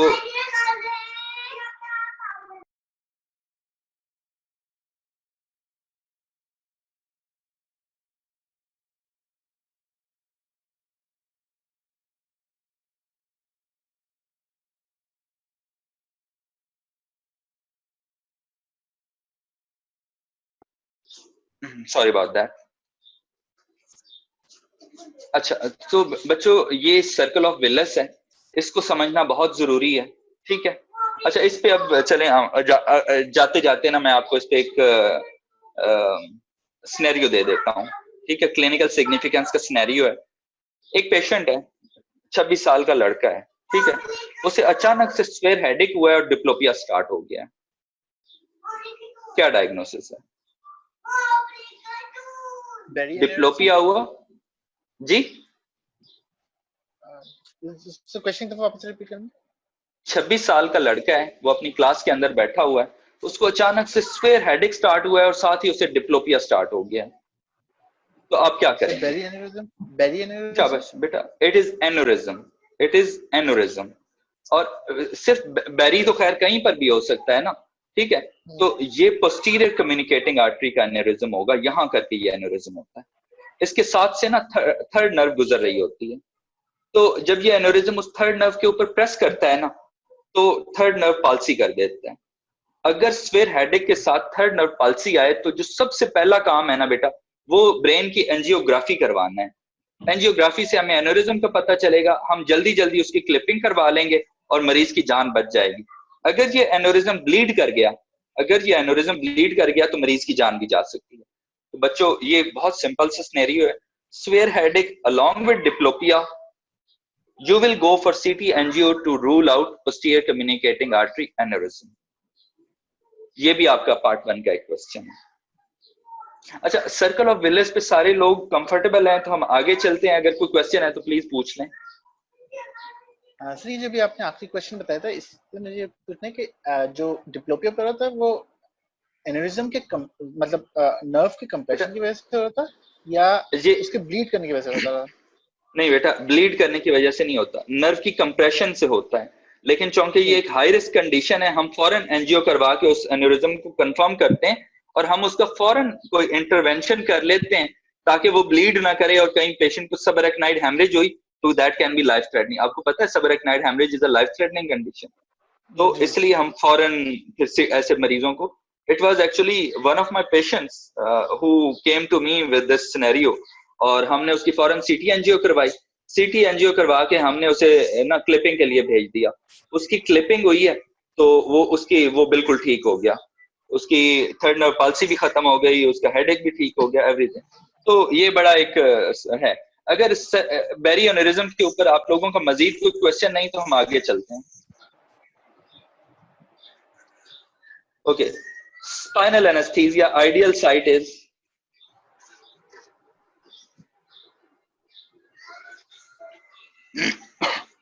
Sir, below L2. शाबाश। और इसकी reason? Sir, because spinal cord merge in between the space L1 and L2. शाबाश। ये जो आपने एक लफ्ज बोला है ना कि spinal cord ends at the vertebral intervertebral disc between L1 and L2, बेटा ये बोलना बहुत जरूरी है। अगर आप कहते हैं ना L1 पे खत्म होता है, ये L2 पे खत्म होता है, आंसर गलत था बेटा। आपने जब भी कहना है स्पाइनल कॉर्ड जो है ना ये एंड होता है L1 और L2 के दरमियान में। ठीक हो गया? Yes sir. अच्छा बच्चों, अब यहां से ना कुछ बहुत सारे एमसीक्यूज निकलते हैं आपके। ठीक है, आप एलपी कर सकते हैं L2 और L3 के दरमियान में, L3 और L4 के दरमियान में भी कर सकते हैं। ठीक है, एक आपका क्वेश्चन यहाँ पर और बनेगा कि जब आप एलपी करते हैं तो कौन कौन से स्ट्रक्चर्स पियर्स होते हैं? स्किन होती है, सबकुटेनियस टिश्यू होता है, उसके बाद जो कनेक्टिव टिश्यू होता है वो इंटरवर्टिब्रल स्पेस के दरमियान में, फैट का पैड होता है, एक पोस्टीरियर लॉन्गिट्यूडिनल लिगामेंट होता है। ठीक है, दूरा होती है, दूरा के जब दूरा पंक्चर होती है तो उसके बाद आप सब रेक्नाइड को पंक्चर करते हो, फिर आप सब रेक्नाइड स्पेस में पहुंचते हो, वहां से आपका सीएसएफ आता है। तो बेटा इतने स्ट्रक्चर पेयर्स होते हैं। अब वो आपसे सवाल क्या पूछेंगे, वो आपको ना इनमें एक स्ट्रक्चर और घुसा देंगे इसमें। फॉर एग्जांपल वो कहते हैं जनाब कि फलाना फेशिया इसमें आ गया, तो फलाना फेशिया जो होगा वो सारी ये जो पूरी लेयर्स है ना इनका पार्ट नहीं होगा। तो आपने पिक करना होगा कि कौन सी लेयर को आपकी नीडल पियर्स नहीं करती है। या एक और तरह से इसका सवाल बन सकता है कि कौन कौन से स्ट्रक्चर्स हैं जो इनके अंदर पेन सेंसिटिव है। तो आपने पिक करना होगा कि कौन सा, for example skin pain sensitive है, ठीक है, इस तरह डूरा पेन सेंसिटिव है, तो जो वेसल्स होती हैं वो पेन सेंसिटिव होती हैं। बेटा ये आपने ना पेन सेंसिटिव स्ट्रक्चर्स और नंबर ऑफ स्ट्रक्चर्स जो आप पेयर्स करते हैं उनके नाम आपको याद होने चाहिए। अच्छा, ये खैर वही है जो हमने पीछे किया। इसका बनाने का मकसद ये था कि आप इस बात की अहमियत से आगाह हो सकें कि कितना जरूरी है intervertebral disc between L1 and L2 कहना। जब भी आपसे ये सवाल पूछा जाए तो इसका आंसर बेटा ये वाला होगा, intervertebral disc between L1 and L2।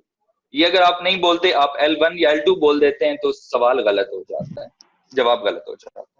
अच्छा बेटा ये देखें, यहाँ पर हम आपको ना 2-3 चीजें समझाना चाहेंगे।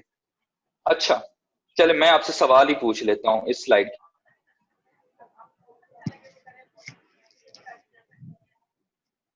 Faraz, can you come online please?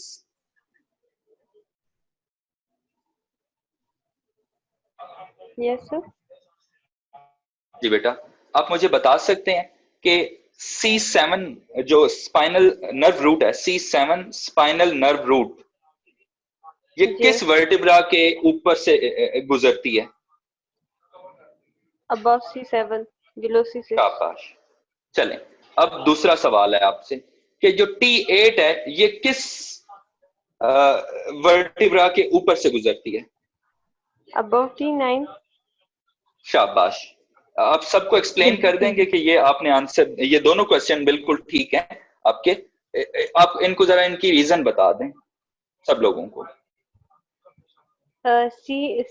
जो सर्वाइकल वर्टिब्रा है तो वो हमारे पास होते 7 है, लेकिन जो नर्व्स है तो वो होते 8 है। 8 होती हैं। C1 जो है हमारे पास अबव C1 से आता है, और फिर जब हम इस तरह से इस सीक्वेंस से नीचे आते हैं तो उस वजह से C8 जो है हमारे पास C7 के नीचे जाती है और C7 जो है C7 के ऊपर जाती है। शाबाश शाबाश, आपका कॉन्सेप्ट और बेटा जो बहुत क्लियर है। thoracic एक्सीलेंट बेटा। ये देखें C7 जो है ना, ये C1 वर्टिब्रा के ऊपर से गुजरेगी, C2 जो है ये C2 वर्टिब्रा के ऊपर से गुजरेगी, इसी तरह जो C7 है ये C7 वर्टिब्रा के ऊपर से गुजरेगी, C7 वर्टिब्रा के ऊपर। ये जो C8 है ना बेटा, ये C7 वर्टिब्रा के नीचे से गुजरेगी, ठीक है। और अब ये जो बाकी सारी नर्व्स है ना, अब ये T1 जो है ना, ये T1 के नीचे से गुजरेगी। तो आपसे वो पूछ सकते हैं कि कौन सी जो नर्व रूट है ये किस वर्टिब्रा के ऊपर से या नीचे से गुजरती है। तो बेटा आपको ये वाला पॉइंट मालूम होगा तो आप इसका सही आंसर कर सकेंगे। ये वाला पॉइंट क्लियर है तो हम आगे चलें। सर एक दफा रिपीट कर दें। बेटा देखें C1 जो है ना, ये C1 वर्टिब्रा के ऊपर से गुजरती है, C2 C2 के ऊपर से गुजरेगी, C3 C3 के ऊपर से, C4 C4 के ऊपर से, C5 C5 के ऊपर से, C6 C6 के ऊपर से, C7 C7 के ऊपर से, और C8 जो है ये C7 के नीचे से गुजरेगी। देखें ना, C8 जो है, C8 वर्टिब्रा तो है ही कोई नहीं, लेकिन C8 स्पाइनल सेगमेंट है, तो अब ये C7 के नीचे से गुजरेगी। अब बेचारी जो T1 है ना, इसके गुजरने की जगह T1 के ऊपर कोई नहीं है, तो ये T1 के नीचे से गुजरेगी। और T1 के बाद जितनी भी नर्व्स हैं ना, ये अपने कोरिस्पॉन्डिंग वर्टिब्रा के नीचे से गुजरेंगी। ये पॉइंट हो गया clear? Yes sir. Yes okay. अच्छा बच्चों, यहां पर ही एक और पॉइंट याद कर लो कि देखो, चलें हम ये थोड़ा सा आगे चलते हैं, फिर आपको ये करते हैं। बेटा ये क्या है? बेटा इसको कार्डा इक्वाइना बोलते हैं। ये कोनस मेडुलैरिस है, ये जो आपको नजर आ रहा है ये कोनस मेडुलैरिस है, ये ठीक है। और ये जो बाकी आपको नजर आ रहा है ना, ये वाली चीजें जो बनती हुई नजर आ रही हैं आपको, इसको हम बोलते हैं कॉर्डा इक्वाइना। ये घोड़े की दुम जैसा एक स्ट्रक्चर है। और ये क्यों बनता है? बेटा स्पाइनल कॉर्ड छोटा है, वर्टिब्रल कॉलम लंबा है, ठीक है। तो देखें मिसाल के तौर पर ये वाली जो है ये जनाब L5 की है, तो अब ये निकलेगी तो इसका जो स्पाइनल सेगमेंट है ये तो पड़ा हुआ है बिल्कुल L1 के लेवल पे पड़ा हुआ है, लेकिन ये नीचे इस नर्व रूट ने नीचे ना बिल्कुल L5 के नीचे से निकलना है बाहर। तो इस तरह ये सारी नर्व जो है ना, ये अपने कोरिस्पॉन्डिंग वर्टिब्रा के नीचे से निकलने के लिए ना स्पाइनल कैनाल के अंदर ही नीचे ट्रेवल करती हैं। तो इनकी वजह से एक स्ट्रक्चर बनता है जिसको कहते हैं कार्डा इक्वाइना। अच्छा, अब आपसे एक सवाल है कि आप लोगों से एक पार्ट 1 के लेवल का ही सवाल है कि स्पाइनल कॉर्ड तो L1 और L2 के दरमियान में इंटरवर्टिब्रल डिस्क के लेवल पे खत्म हो जाता है, जो हमारी सबअरेक्नाइड स्पेस है ये कहां पर खत्म होती है? S2 लो बॉर्डर। शाबाश शाबाश। और ऐसा क्यों है? कवर करती है, जो नर्व नीचे आती है उसके साथ साथ वो कवर करती है उसको। नहीं बेटा, नर्व नीचे नहीं आती, इसको कहते हैं फाइलम टर्मिनेल। ये जो आपको ग्रीन स्ट्रक्चर नजर आ रहा है ना, ये यहाँ पर आके स्पाइनल कॉर्ड तो इस लेवल पे खत्म हो गया, ठीक है। ये जो ये यहां से ना मेनिंजीज हमारी नीचे कंटिन्यू करती हैं और वो S2 के ऊपर आके अटैच हो जाती हैं, तो हमारी सबअरेक्नाइड स्पेस S2 के लेवल तक कंटिन्यू करती है, ठीक है। और ये इस वजह से कंटिन्यू करती है क्योंकि फाइलम टर्मिनेल यहाँ पर आके अटैच होता है। तो जहां तक फाइलम टर्मिनेल जाएगा, which is a continuation of our meninges in the spinal canal, तो वहां तक subarachnoid space कंटिन्यू करेगी। ठीक है, ये पॉइंट क्लियर हो गया बच्चों? रोजे की वजह से मेरा गला खुश्क होना शुरू हो गया। अच्छा आगे चलते हैं। अच्छा बच्चों, आपसे सवाल पूछा जाएगा कि normal fusiform enlargements of spinal cord कौन कौन सी हैं? कोई बता सकता है मुझे?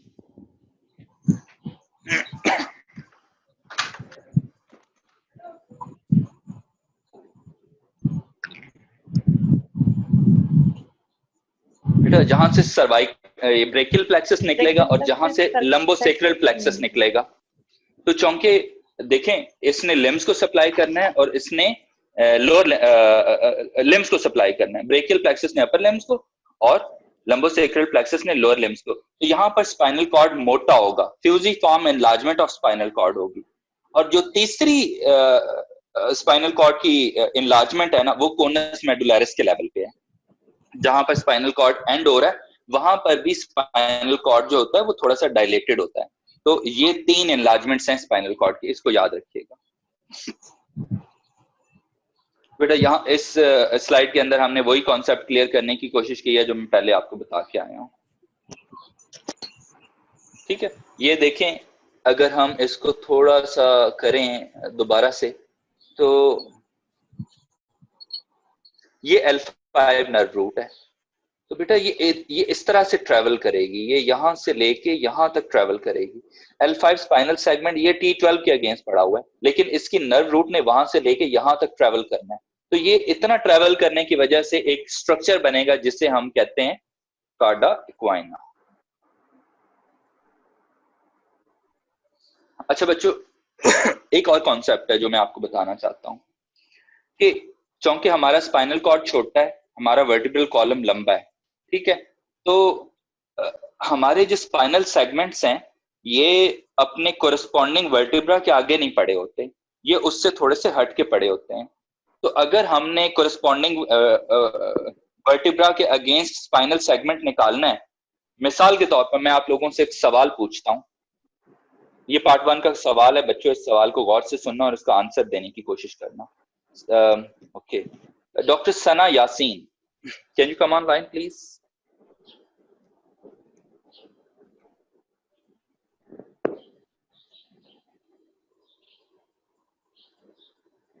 बेटा आपके पास ना एक पेशेंट आया है, उसका रोड ट्रैफिक एक्सीडेंट हुआ है, ठीक है, और उसके जो आपने डॉर्सल एक्सरे करवाया है, डॉर्सल एक्सरे के ऊपर T4 जो का फ्रैक्चर है, T4 का फ्रैक्चर है, ठीक है, तो स्पाइनल सेगमेंट कौन सा डैमेज होगा? T6, शाबाश, ठीक है। और ऐसा क्यों है, ये आपने T6 कैसे निकाला?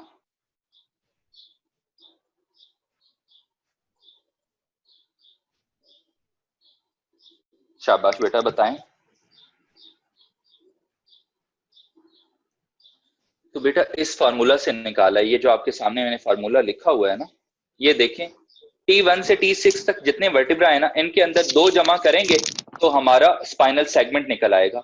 अब चूंकि हमारा स्पाइनल सेगमेंट डैमेज जो वर्टिब्रा डैमेज है वो T4 है, तो इसके अंदर जब हमने 2 जमा किया अकॉर्डिंग टू दिस फार्मूला, इसके अंदर 2 जमा किया तो आंसर आया जी T6। तो T4 के अगेंस्ट जो स्पाइनल सेगमेंट पड़ा हुआ है वो बेटा T6 है, ठीक है। तो अगर आप इस पूरे टेबल को याद कर लें तो आप बड़ी आसानी के साथ निकाल सकते हैं कि कौन सा वर्टिब्रा डैमेज होगा तो उसकी वजह से कौन सा स्पाइनल सेगमेंट डैमेज होगा। इसकी तस्वीर खींच लें, या आपको ये आपको इंटरनेट से इस फॉर्म में या किसी बुक से इस फॉर्म में नहीं मिलेगा, प्लीज इसकी तस्वीरें खींच लें तो आपको याद करने में बहुत आसानी हो जाएगी। हम आगे चलने लगे, अगर इसमें किसी को कोई प्रॉब्लम है तो मुझसे पूछ ले।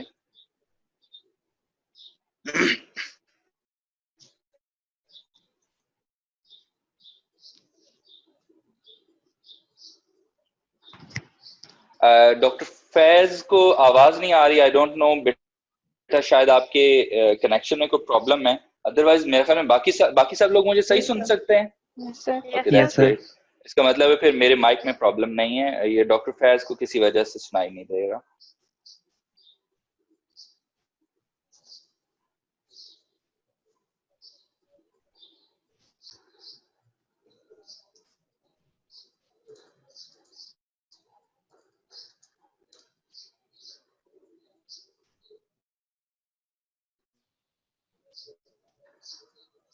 ओके, ये वो वाला पॉइंट है जो मैंने उस वक्त आपको बताया था कि C1 से C7 तक जो नर्व रूट्स हैं वो अपने कोरस्पॉन्डिंग वर्टिब्रा के ऊपर से निकलेंगी, C8 जो है ये C7 के नीचे से निकलेगा, और जो T1 और उससे ऑनवर्ड जितनी भी नर्व रूट्स हैं वो अपने कोरेस्पॉन्डिंग वर्टिब्रा के नीचे से निकलेंगी और इसी वजह से कॉर्डा इक्वाइना बनता है।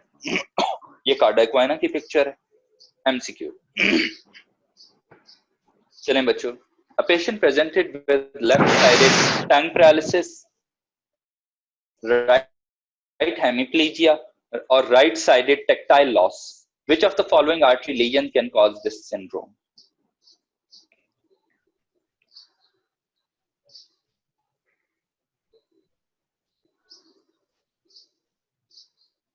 जी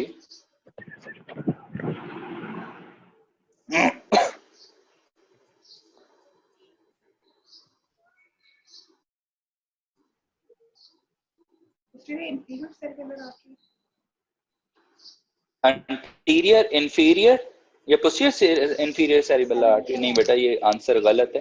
अहमदी, डॉक्टर अहमदी, जी posterior cerebral artery, option D.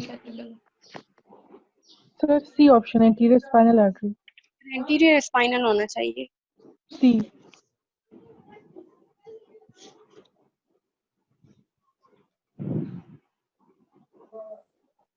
Anterior spinal artery.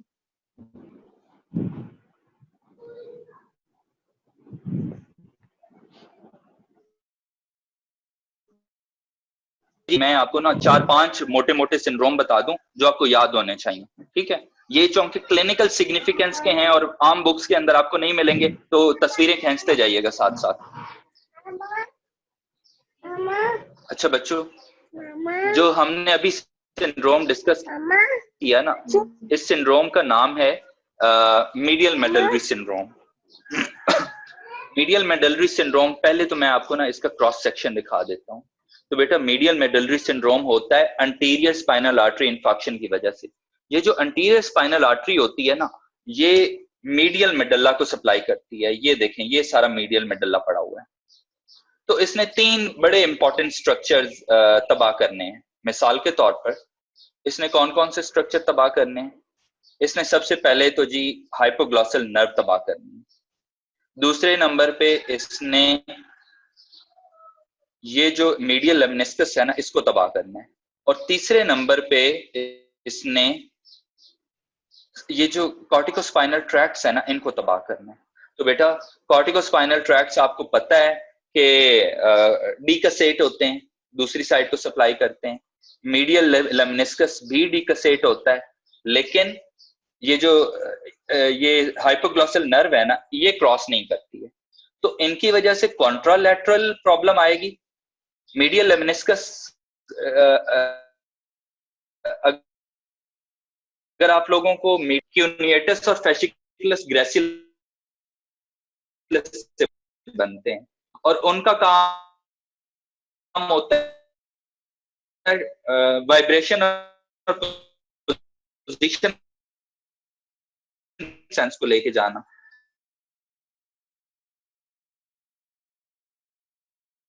तो जब खराब होगा ना, तो आपका वाइब्रेशन और पोजीशन सेंस खराब होगी। जब कॉर्टिकोस्पाइनल ट्रैक्ट खराब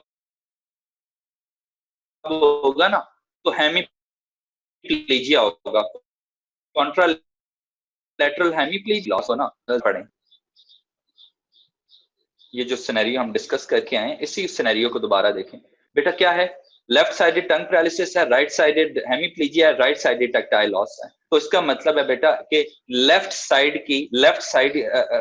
पे ना हमारा इंफेक्शन जो है वो लेफ्ट साइड पे हुआ है और एंटीरियर स्पाइनल आर्टरी के ब्लॉक होने की वजह से हुआ है। तो बेटा इसको बोलते क्या है? इसको मीडियल मेडलरी सिंड्रोम बोलते हैं।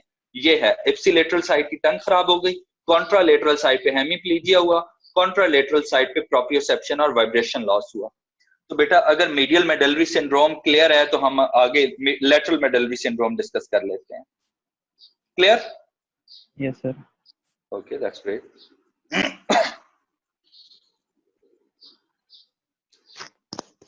अच्छा बेटा, एक्सक्यूज मी जी बेटा। सर एंटीरियर स्पाइनल आर्टरी जो है, इसके एरियाज ऑफ सप्लाई एक दफा रिपीट कर दें कि क्या कहाँ पर ये सप्लाई मैंने ब्रेन की सारी आर्टरीज का एक स्लाइड बनाई हुई है, वो इंशाल्लाह मैं आपको एक्सप्लेन करता हूँ। आपको ब्रेन की सारी आर्टरीज के एरियाज ऑफ सप्लाई मिल जाते हैं। वैसे भी ठीक है, हम thank you, sir. क्या कहते हैं, एक मरतबा आप देख लें बेटा, जो अंटीरियर स्पाइनल आर्टरी होती है ना, ये स्पाइनल कॉर्ड के अंटीरियर 2/3 को सप्लाई करती है, और मीडियल मेडल्ला जो होता है ना, मेडल्ला ओब्लंगेटा, उसके मीडियल पार्ट को सप्लाई करती है। ये इसका है, ये 3 स्ट्रक्चर्स हैं जो इसके अंदर आते हैं, ये 3 स्ट्रक्चर मीडियल मेडल्ला के लेवल पे। और अगर हम स्पाइनल कॉर्ड के लेवल पे चले जाएं तो anterior 2/3 of the spinal cord, और ये सारे स्पाइनल कॉर्ड को सप्लाई करती है। क्लियर हो गया जी? चलिए हम आगे चलते हैं क्योंकि हमारा काफी सारा अभी पड़ा हुआ है। A man develops right-sided weakness in both upper and lower limbs and deviation of angle of mouth towards the right. ठीक है, which is the site of lesion? अच्छा बच्चों, मेरे हिसाब से ये सवाल आपके लेवल पे नहीं आना चाहिए, ठीक है। ये लोकलाइजेशन ऑफ लीजन का सवाल है, ये अच्छे भले न्यूरोलॉजिस्ट को आता होता है, लेकिन मैं क्या करूं कि आपके रिकॉल क्वेश्चन के अंदर ये सारे क्वेश्चन मौजूद हैं, और मेरा ख्याल में आपका कॉन्सेप्ट क्लियर होना चाहिए, तो इसलिए मैंने फिर अपनी डिस्कशन के अंदर ये मुश्किल वाले सवाल डाले हैं, वरना मैं इतने मुश्किल सवाल पार्ट 1 में कभी भी ना डालूं। And I am truly sympathetic with you, okay. अच्छा, तो क्या है जी इसका आंसर? Cerebral cortex, cerebral cortex, medulla और मिड ब्रेन, और सर मिड ब्रेन है। चले, अभी तक सही जवाब कोई भी नहीं आया। सर पॉन्स कह दो यार, pons is the right answer. अच्छा बच्चों, सेरिब्रल कॉर्टेक्स जिन लोगों ने कहा ना, वो इस बात को जरा गौर से समझ लें कि आपका आंसर क्यों गलत हुआ है। बेटा सबसे पहले तो deviation of angle of mouth देखें, टुवर्ड्स राइट है, टुवर्ड्स राइट है, तो इसका मतलब है कि फेशियल नर्व किस साइड की इन्वॉल्व है? लेफ्ट साइड की। इस बात की आ गई समझ? बेटा हाँ ना बोल दिया करो। Yes sir. Yes sir. Right side पे एंगल ऑफ माउथ डेविएटेड है, तो फेशियल नर्व लेफ्ट साइड की इन्वॉल्व हुई है, और मरीज को वीकनेस किस साइड की है? राइट साइड की वीकनेस है, मतलब राइट साइड की वीकनेस है, लेफ्ट साइड की फेशियल इन्वॉल्व हुई है, तो ऐसे हेमिप्लीजिया को बोलते हैं क्रॉस्ड हेमिप्लीजिया। अगर इसकी फेशियल नर्व भी राइट साइड की इन्वॉल्व होती तो फिर इसको बोलते हैं हम अनक्रॉस्ड हेमिप्लीजिया। अच्छा बच्चों, जो अनक्रॉस्ड हेमिप्लीजिया होता है ना, वो लीजन होता है अबव ब्रेन स्टेम। जो क्रॉस्ड हेमिप्लीजिया होता है ना, वो लीजन होता है in the brain stem. Second, repeat it please. Okay.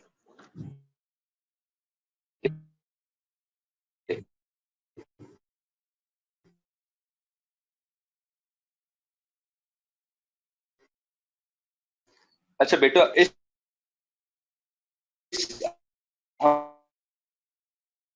हमारे साइड का वीकनेस होगी, that is uncrossed hemiplegia and lesion is above brain stem. Okay sir, thank you sir. इतनी बात की आ गई समझ? अब देखो बेटा, अब अपनी बात का आंसर तलाश करो। सेवंथ नर्व जो है, सेवंथ नर्व न्यूक्लियस, ये ब्रेन स्टेम के अंदर किस लेवल पे पड़ा हुआ है? पॉन्स। बेटा पॉन्स आंसर बना ना, पॉन्स आंसर बना। अच्छा, अब अगर मैं कहता कि deviation of angle of mouth towards left, तो आंसर क्या होना था? तो सेरिब्रल कॉर्टेक्स हो जाता, या इंटरनल कैप्सूल हो जाता, या सेरिब्रल कॉर्टेक्स हो जाता। अच्छा, अब मैं इसी सवाल को ना एक और तरह से पूछता हूं आपसे। उसकी लेफ्ट साइड पे ना जो आई है वो डाउन एंड आउट हो गई है, तो लीजन कहां पर है? लेफ्ट साइड की आई डाउन एंड आउट जी सर। मेडुला। मेडुला में क्यों होगा बेटा? मेडुला में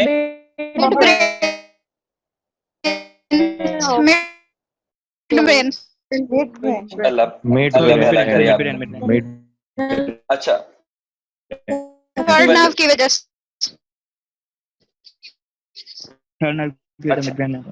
दैट्स ग्रेट, आप लोगों ने सही जवाब दिया। तो बेटा ये हेमिप्लीजिया कौन सा है, क्रॉस्ड या अनक्रॉस्ड? क्योंकि ब्रेन Stem. सर अलग तो ये cross third nerve mid brain में पड़ी हुई है, तो इसलिए लेवल ऑफ लीजन क्या है, इसको मिड ब्रेन कह देंगे। बेटा अगर फोर्थ नर्व इन्वॉल्व हो गई तब भी मिड ब्रेन होगा, सिक्स्थ नर्व इन्वॉल्व होगी तो पॉन्स हो जाएगा, अगर 9th 10th 11th 12th involve हो गई तो मिडल ऑब्लांगेटा हो जाएगा।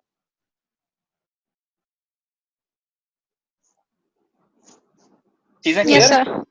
अच्छा बेटा ये जो थर्ड नर्व है ना, थर्ड नर्व वाला सिनेरियो दिया था मैंने कि लेफ्ट साइड की थर्ड नर्व इन्वॉल्व है और राइट साइड की ना हेमिप्लीजिया, इसको एक सिंड्रोम भी कहते हैं, इसको वेबर सिंड्रोम बोलते हैं, वेबर सिंड्रोम। ये भी आपका पार्ट 1 का एक क्वेश्चन था जो मैंने आपको अभी बता दिया, शायद आगे चल के मैंने इसे डिस्कस भी किया हो, लेकिन मैंने अभी आपको बता दिया। An old alcoholic presents with loss of consciousness and fever. Signs of meningeal irritation are present. Which of the following is most likely causative organism in this patient?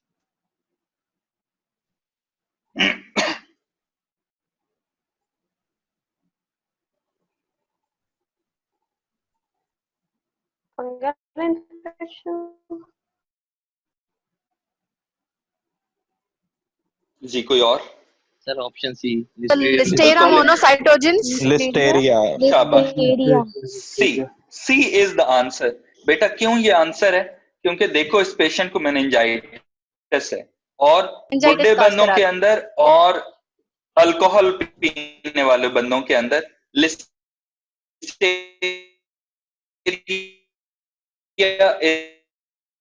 Is the common cause. Strep pneumonia अगर मैं इसी scenario के अंदर step pneumonia लिख देता तो most common cause क्या हो जाती? Strep pneumonia. शाबाश। अच्छा अगर बेटा मैं कहूं कि एक मरीज के ना एक हफ्ता पहले ना न्यूरो सर्जरी हुई है, शंट डाली गई है, ब्रेन के अंदर शंट डाली है और अब उसको मेनिंजाइटिस हो गया, तब क्या कौन सा ऑर्गेनिज्म होगा? स्टेफ ऑरियस हो जाएगा, स्टेफ ऑरियस हो जाएगा। ठीक है। अच्छा बेटा मैं ना कहता हूं कि इस मरीज को ना यानी ये लॉस ऑफ कॉन्शियसनेस हुई है, साइन ऑफ मेनिंजियल इरिटेशन कोई नहीं है, ठीक है, और साथ ही साथ इसको ना फोकल फिट्स हो रहे हैं, फोकल फिट्स, और साथ ही साथ इसको ना हेलुसिनेशंस भी हो रही हैं, बिहेवियरल प्रॉब्लम्स आ रहे हैं, तो फिर कौन सा ऑर्गेनिज्म होगा? Lyme disease. बेटा फिर HSV होगा, herpes simplex virus. Herpes simplex बेटा उसके अंदर टेम्पोरल लोब इन्वॉल्व हो जाता है, हर्पीज सिम्प्लेक्स वायरस, उसके अंदर फिट्स भी बहुत कॉमन है, उसके अंदर बिहेवियरल प्रॉब्लम्स भी बहुत कॉमन है, तो फिर हर्पीज सिम्प्लेक्स ज्यादा कॉमन हो जाएगा। ठीक है। एक पहाड़ी इलाके का रहने वाला ना एक रैश भी है, तो फिर कौन सा ऑर्गेनिज्म होगा? Lyme disease. फिर लाइम डिजीज। बेटा पहाड़ी इलाके का रहने वाला, आर्थराइटिस है उससे, उसकी फेशियल नर्व इन्वॉल्वमेंट है और उसके एक रैश भी बनी हुई है बॉडी के ऊपर, तो फिर लाइम डिजीज की तरफ बात चली जाती है। अच्छा फंगल इन्फेक्शन बेटा इम्यून कंप्रोमाइज मरीज होगा, स्टीरॉयड ले रहा होगा, मैलिग्नेंसी होगी उसे, उसको HIV होगा, हाँ, फिर जाके आपने फंगल इन्फेक्शन सोचना है, आम बंदे के अंदर फंगल नहीं सोचना आपने। ठीक है, तो बेटा ये जरा एक टेबल को याद कर लो। अच्छा बेटा इसमें ना एज बहुत इंपॉर्टेंट होगी, तो आपने एज के हिसाब से ना चीजें लाजमी सोचनी है। न्यू नेट्स के अंदर आपने ये वाले ऑर्गेनिज्म सोचने हैं, न्यू नेट्स, ठीक है। और बड़ो जब अल्कोहलिक आ जाएंगे ना, अल्कोहलिक, तो आपने ये देखें अल्कोहलिक्स के अंदर लिस्टेरिया आ गया, अल्कोहलिक्स के अंदर, प्रेग्नेंट के अंदर, ओल्ड पीपल के अंदर लिस्टेरिया सोचना है आपने। ठीक है, तो बेटा कॉमन तो आपको लाजमी याद होने चाहिए, ये कॉमन, ये आपको मैं चाहता हूं कि आपको एक ही सिनेरियो में 100 मरतबा शक्ल बदल के दे दूं, आप उसे पिक कर सको।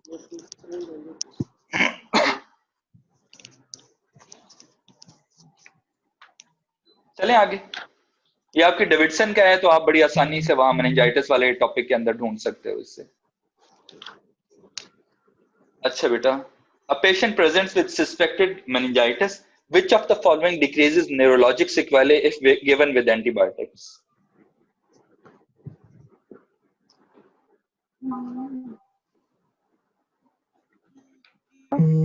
B sir. Shabash, B is the steroid is the answer. Steroid is the बेटा steroids is the answer.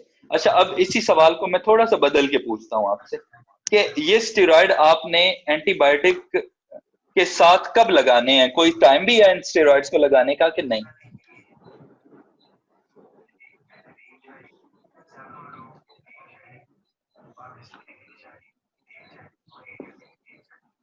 Antibiotic dose से पहले स्टेरॉइड देते हैं ना? कितनी देर पहले?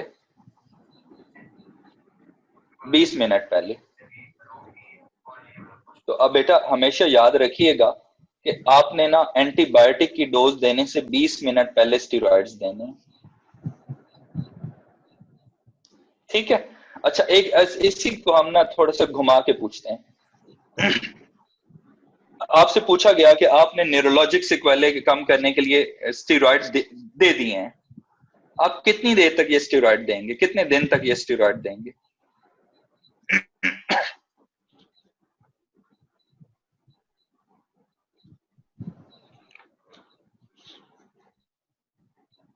Sir 2 to 3 days।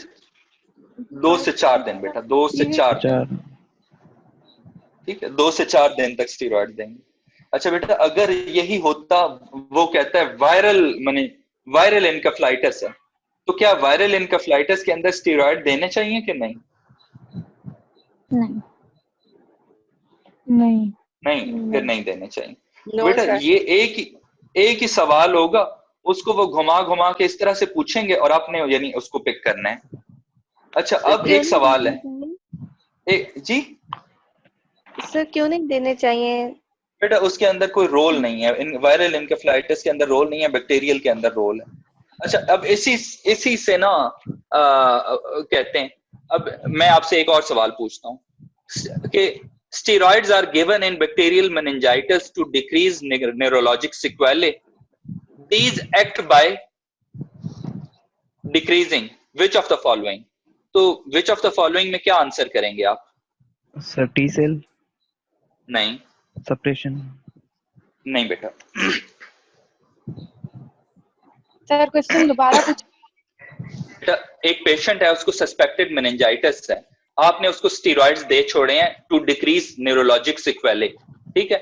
Steroids acts by Which of the following? Steroid का mechanism of action पूछ रहा है वो मेनिंजाइटिस के अंदर, वो कैसे फायदा देते हैं? इन्फ्लेमेशन को डिक्रीज करेंगे।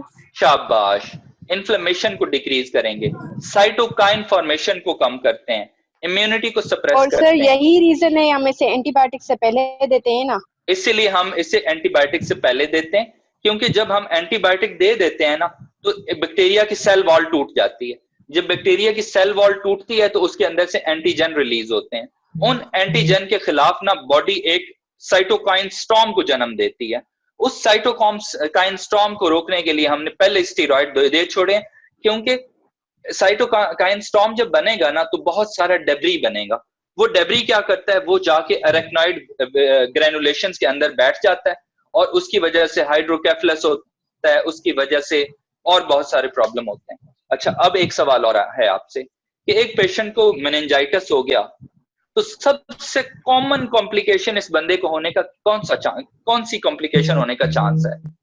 हेडेक होता है सर। नहीं बेटा,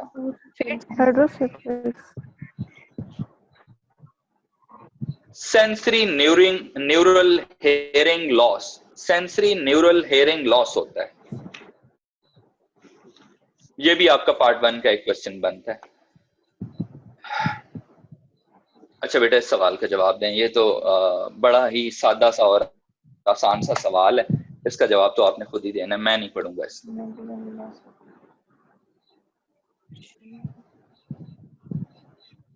तो निजेरिया मेनिंजाइटिस। अच्छा अब सवाल पहले ना सवाल पे गौर करें। Which of the following is most likely condition? सबसे कॉमन बैक्टीरियल इन्फेक्शन कौन सा है मेनिंजाइटिस? शाबाश। जब तक आप अच्छा अब यहाँ पर एक कैच पॉइंट है, उसने आपको ना साथ ही एक और कंडीशन भी दे दी। हाँ उसने आपको साथ ही एक और कंडीशन भी दे दी है, ब्लैकिश पर्परिक रैश। तो ब्लैकिश पर्परिश रैश कौन सा ऑर्गेनिज्म करता है? नेसेरिया मेनिंजाइटिस क्या है? Strep pneumonia. हाँ, लेकिन इसमें ब्लैकिश पर्परिक रैश आ गई है तो Neisseria meningitis is the answer. इस बात के आगे समझ सबको? Yes sir. शाबाश। चलो अब इसी सवाल को ना मैं एक और तरह से पूछता हूँ कि एक पेशेंट है, उसको फीवर हुआ, उसको लॉस ऑफ कॉन्शियसनेस हो गई, अब उसको आ रहा है डिसआर्थरिया और डिस्फेजिया की कंप्लेंट्स आ रही हैं। कौन कौन सी? डिसआर्थरिया और डिप्लोपिया की कंप्लेंट्स आ रही हैं। तब कौन सा ऑर्गेनिज्म होगा? HSV? नहीं बेटा,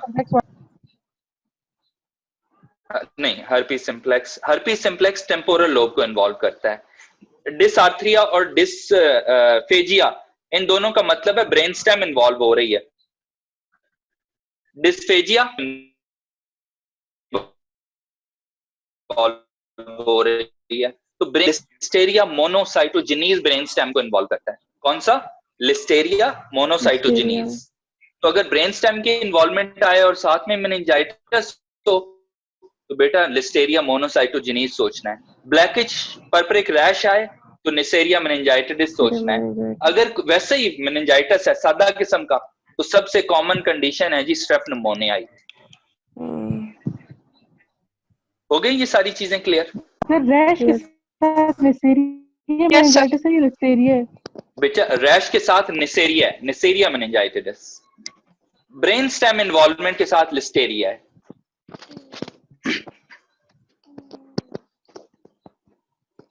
आगे चलें? ओके जी, हम आगे चल रहे हैं। तो बेटा इस तरह की रैश होती है।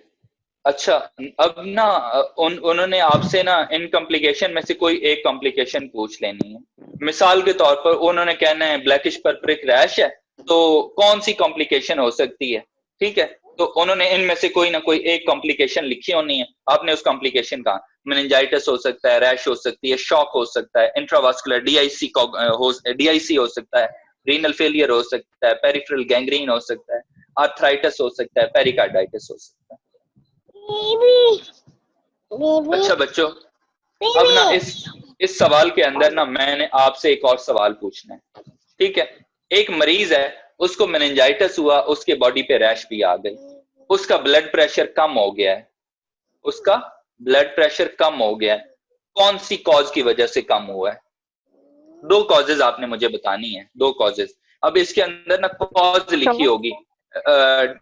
ये हाइपोवोलेमिक शॉक है, ब्लड प्रेशर कम होने की वजह, ये हाइपोवोलेमिक शॉक है, ये कार्डियोजेनिक शॉक है, ये सेप्टिक शॉक है, ये एड्रीनल क्राइसिस है, या ये क्या कहते हैं न्यूरोजेनिक शॉक है? जी बच्चों बताएं इसका आंसर क्या? शाबाश, ये आंसर करेक्ट मैं कंसिडर करता हूं, लेकिन ना जब इसके साथ एक और ऑप्शन ऐड हो जाए ना, एड्रीनल क्राइसिस, तो बेटा आप सब लोगों ने एक कंडीशन पढ़ी होगी जिसे कहते हैं वाटर हाउस फ्रेडरिक्सन सिंड्रोम। पढ़ा है? जी सर। इसके अंदर क्या होता है?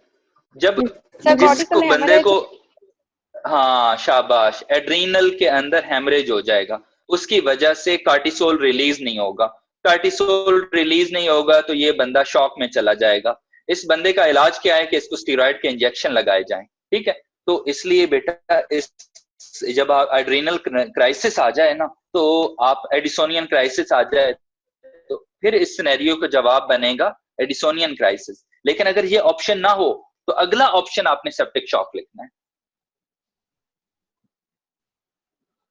Okay sir.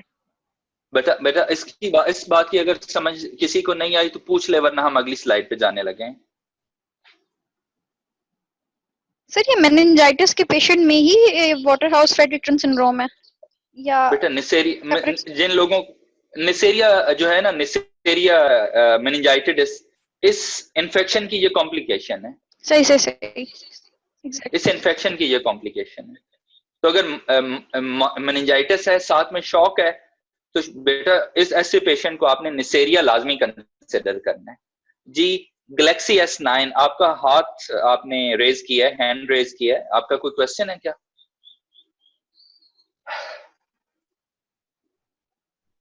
नहीं क्वेश्चन तो बेटा हम आगे चलते हैं. ओके बेटा. A tall man with bitemporal hemianopia and infertility, what is the most likely cause? Prolactinoma. D option. Prolactinoma. अच्छा, अब ना जब मैंने ये सवाल पढ़ा था तो खैर it was a bit of a tie breaker for me. तो ठीक है, आंसर प्रोलैक्टिनोमा ही है इसका. I was thinking maybe I'm dealing with some kind of errata.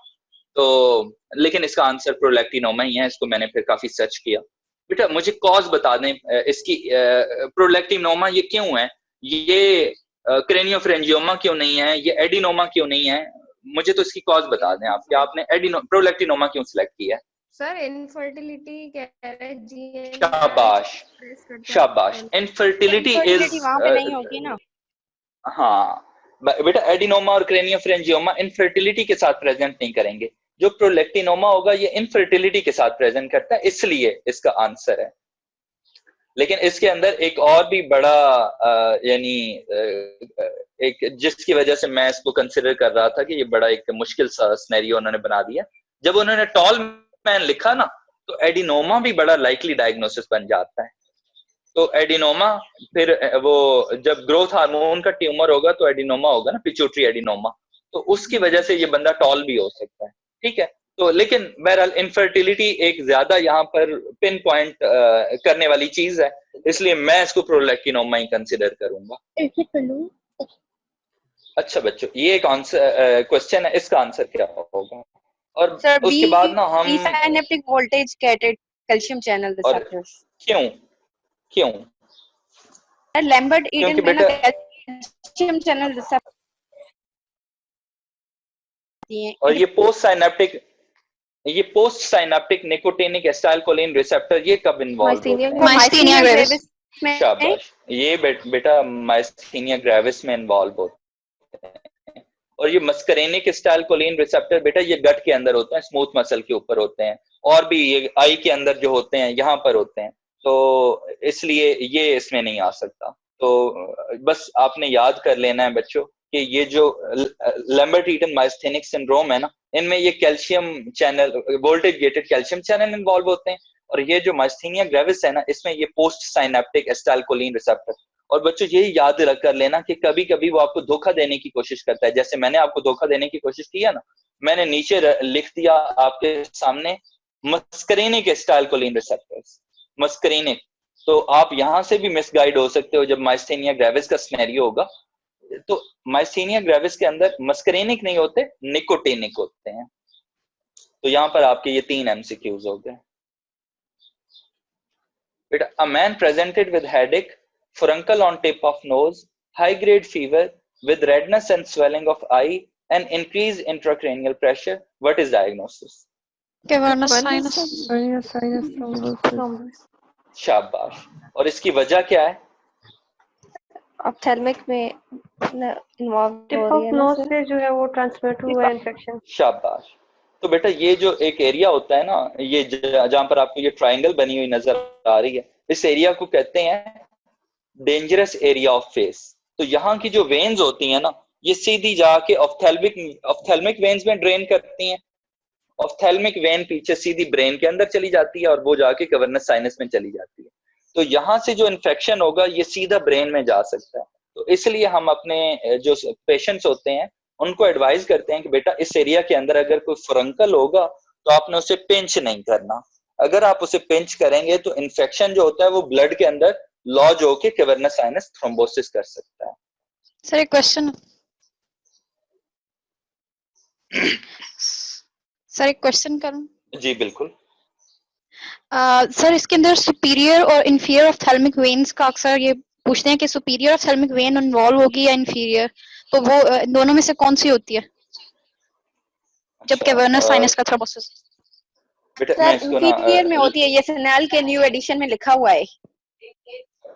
Okay, I don't know about this कि सुपीरियर होता है या इंफीरियर होता है. Let me look it up, क्योंकि ये न्यूरो एनाटॉमी का क्वेश्चन है तो इसलिए मैंने इसे इतनी गौर से नहीं देखा. कैवर्नस साइनस थ्रोम्बोसिस की जी बिल्कुल बिल्कुल. सर इसका ना ये बहुत कंट्रोवर्शियल क्वेश्चन है। पहले कहा गया था कि ये सुपीरियर ऑप्थेल्मिक को इन्वॉल्व करता है, क्योंकि स्नेल के पहले एडिशन में ऐसे था, सुपीरियर और इंफीरियर दोनों इन्वॉल्व होते हैं, पर ज्यादातर इंफीरियर होता है, और ये स्नेल के न्यू एडिशन में करेक्शन की गई है, वहां पे है। तो ये अभी क्वेश्चन कंफर्म है कि इंफीरियर को इन्वॉल्व करता है।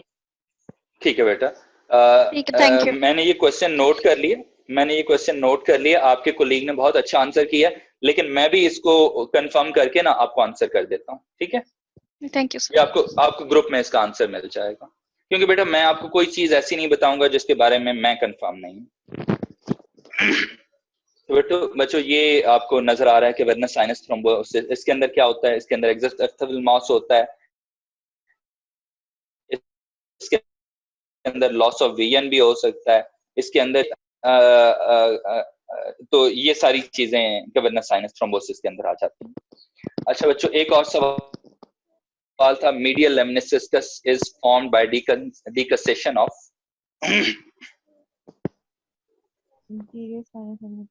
सर पायरामिडल ट्रैक्ट होता है पायरामिडल ट्रैक्ट नहीं बेटा, पायरामिडल ट्रैक से नहीं बनता। पायरामिडल ट्रैक होते हैं कॉर्टिकोस्पाइनल ट्रैक्ट्स, नहीं है ये इंटरनल आर्कोइड फाइबर्स की डिकसेशन से, इंटरनल आर्कोइड फाइबर्स की डिकसेशन से बनता है। अच्छा बच्चों, मैं मीडियल लेमिनिस्कस पे इसलिए जोर देना चाहता हूँ कि हमारी न्यूरोलॉजी के अंदर ना मीडियल लेमिनिस्कस को एक बहुत ही बड़ी क्लिनिकल सिग्निफिकेंस हासिल है, ठीक है? तो हमारी काफी सारी बीमारियां जो होती हैं, उनके जो काफी सारे साइंस होते हैं, वो मीडियल लेमिनिस्कस की वजह से हमें पता चलते हैं। तो इसलिए ये इसकी बड़ी क्लिनिकल सिग्निफिकेंस है, इसके बारे में आपको हर चीज पता होनी चाहिए। ये इसका पाथवे है, ये कौन कौन सी चीजों को करता है, कन्वे करता है बेटा? ये वाइब्रेशन और पोजीशन सेंस को कन्वे करता है, ठीक है? और ये कॉर्डल मेडुल्ला में जाके इसके जो इंटरनल आर्कोइड फाइबर्स होते हैं वो डिकंसेट करते हैं।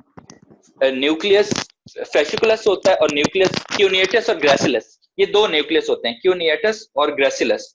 तो ये बिल्कुल डॉर्सल मेडुल्ला के कॉर्डल मेडुल्ला के अंदर होते हैं। वहां से इंटरनल आर्कोइड फाइबर्स जो होते हैं डिकसेट करते हैं, मीडियल लेमिनिस्कस बनाते हैं, जो ब्रेन स्टेम में फिर ऊपर जाता है, ठीक है? और वहां पर फिर जाके ये सोमैटोसेंसरी कॉर्टेक्स को सप्लाई करता है। बेटा इसका पाथवे एक मरतबा अपनी स्नेल से लाजमी देख लीजिएगा। A 13-year-old boy developed chorea a few weeks after having a sore throat. He is also having a murmur of mitral regurgitation. What is the cause of chorea? Rheumatic fever. शाबाश। Sir क्योंकि rheumatic fever एक तो sore throat का indication है, दूसरा ये कि mitral regurgitation, तो बेसिकली mitral valve ज्यादा इन्वॉल्व होता है rheumatic fever में। अच्छा बच्चों, अच्छा अगर इसी सिनेरियो के अंदर मैं कहूं कि SLE है, तो आपको और कौन कौन से फीचर मिलेंगे? तो आप ऐसे कहोगे कि ये कोरिया SLE की वजह से है। SLE में भी कोरिया हो जाता है, लेकिन SLE का कोरिया होगा ना तो उसके अंदर ये रैश आएगी, मैलर रैश आएगी, उसके अंदर कोई आर्थराइटिस आएगा, ओरल अल्सर्स आएंगे, DLE का रैश आएगा। तो अगर आपको SLE के कोई फीचर मिलते हैं ना, फिर आप SLE पे डाल दो, लेकिन याद रखो SLE में कोरिया रेयर होता है। अगर यही कोरिया एक पेशेंट को होता है जो डायबिटिक है, जो हाइपरटेंसिव है, जिसकी इस्केमिक हार्ट डिजीज है, जिसकी उम्र 40-50 साल से ऊपर है, ठीक है, और उसको सडनली डेवलप हुआ है, तो फिर आप इसको स्ट्रोक पे डाल दो, क्योंकि स्ट्रोक सडन होता है। स्ट्रोक डायबिटिक को होता है, हाइपरटेंसिव को होता है, इस्केमिक हार्ट डिजीज वालों को होता है, और स्ट्रोक सडन होता है, तो उसको फिर सडन पे डाल देना। अगर आपको ड्रग की हिस्ट्री मिल रही है, फॉर एग्जाम्पल इस मरीज ने ना पिछले 1 महीने से अपनी कोई साइकेट्रिक कंडीशन के लिए दवाइयां खा रहा है, ये ऐसी कोई हिस्ट्री आ जाए, तो फिर आप इसे ड्रग इंड्यूस कोरिया में डाल दो। अगर आपको फैमिली हिस्ट्री मिल जाए कि इस बच्चे की माँ को भी यही प्रॉब्लम थी, ठीक है, तो फिर आप इसे हंटिंगटन कोरिया में डाल दोगे। और अगर आपको बच्चे की उम्र 5 से 15 साल के दरमियान मिलती है, तो फिर आपने इसे रोमेटिक फीवर में डालना है।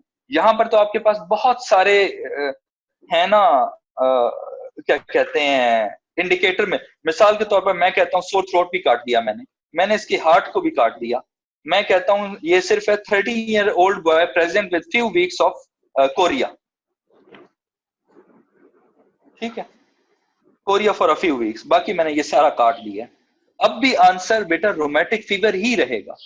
5 से 15 साल की उम्र में most common cause of chorea is rheumatic fever. Family history मिली तो हंटिंगटन डिजीज, ड्रग हिस्ट्री मिली तो कोरिया, सडन है और रिस्क फैक्टर फॉर स्ट्रोक है तो स्ट्रोक, और अगर एसएलई की फाइंडिंग मिल रही है तो कोरिया ड्यू टू एसएलई। अगर पेशेंट प्रेग्नेंट है तो Korea due to pregnancy.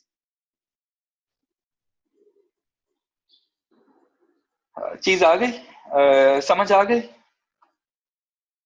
Ji sir. एक सवाल था मेरे पास।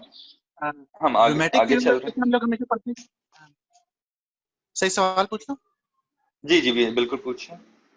सर रोमेटिक फीवर हम लोग हमेशा पढ़ते हैं कि बच्चों में होता है, क्या बड़ी एज में भी हो सकता है या नहीं, सिर्फ बच्चों में ही होगा?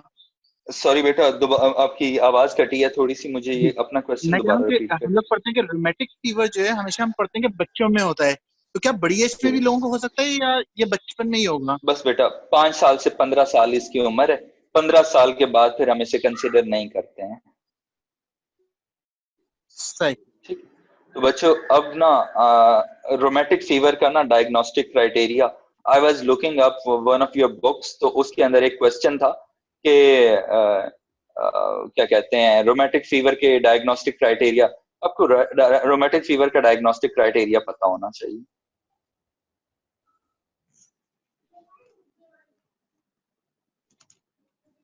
इसको याद कर लो।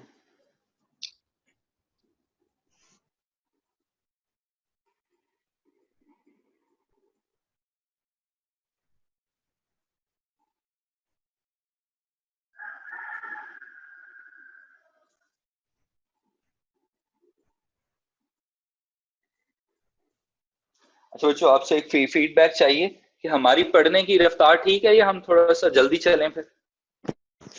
नहीं सर ठीक है सर, बिल्कुल ठीक है, बिल्कुल ठीक है ना, समझ आ रही है आपको?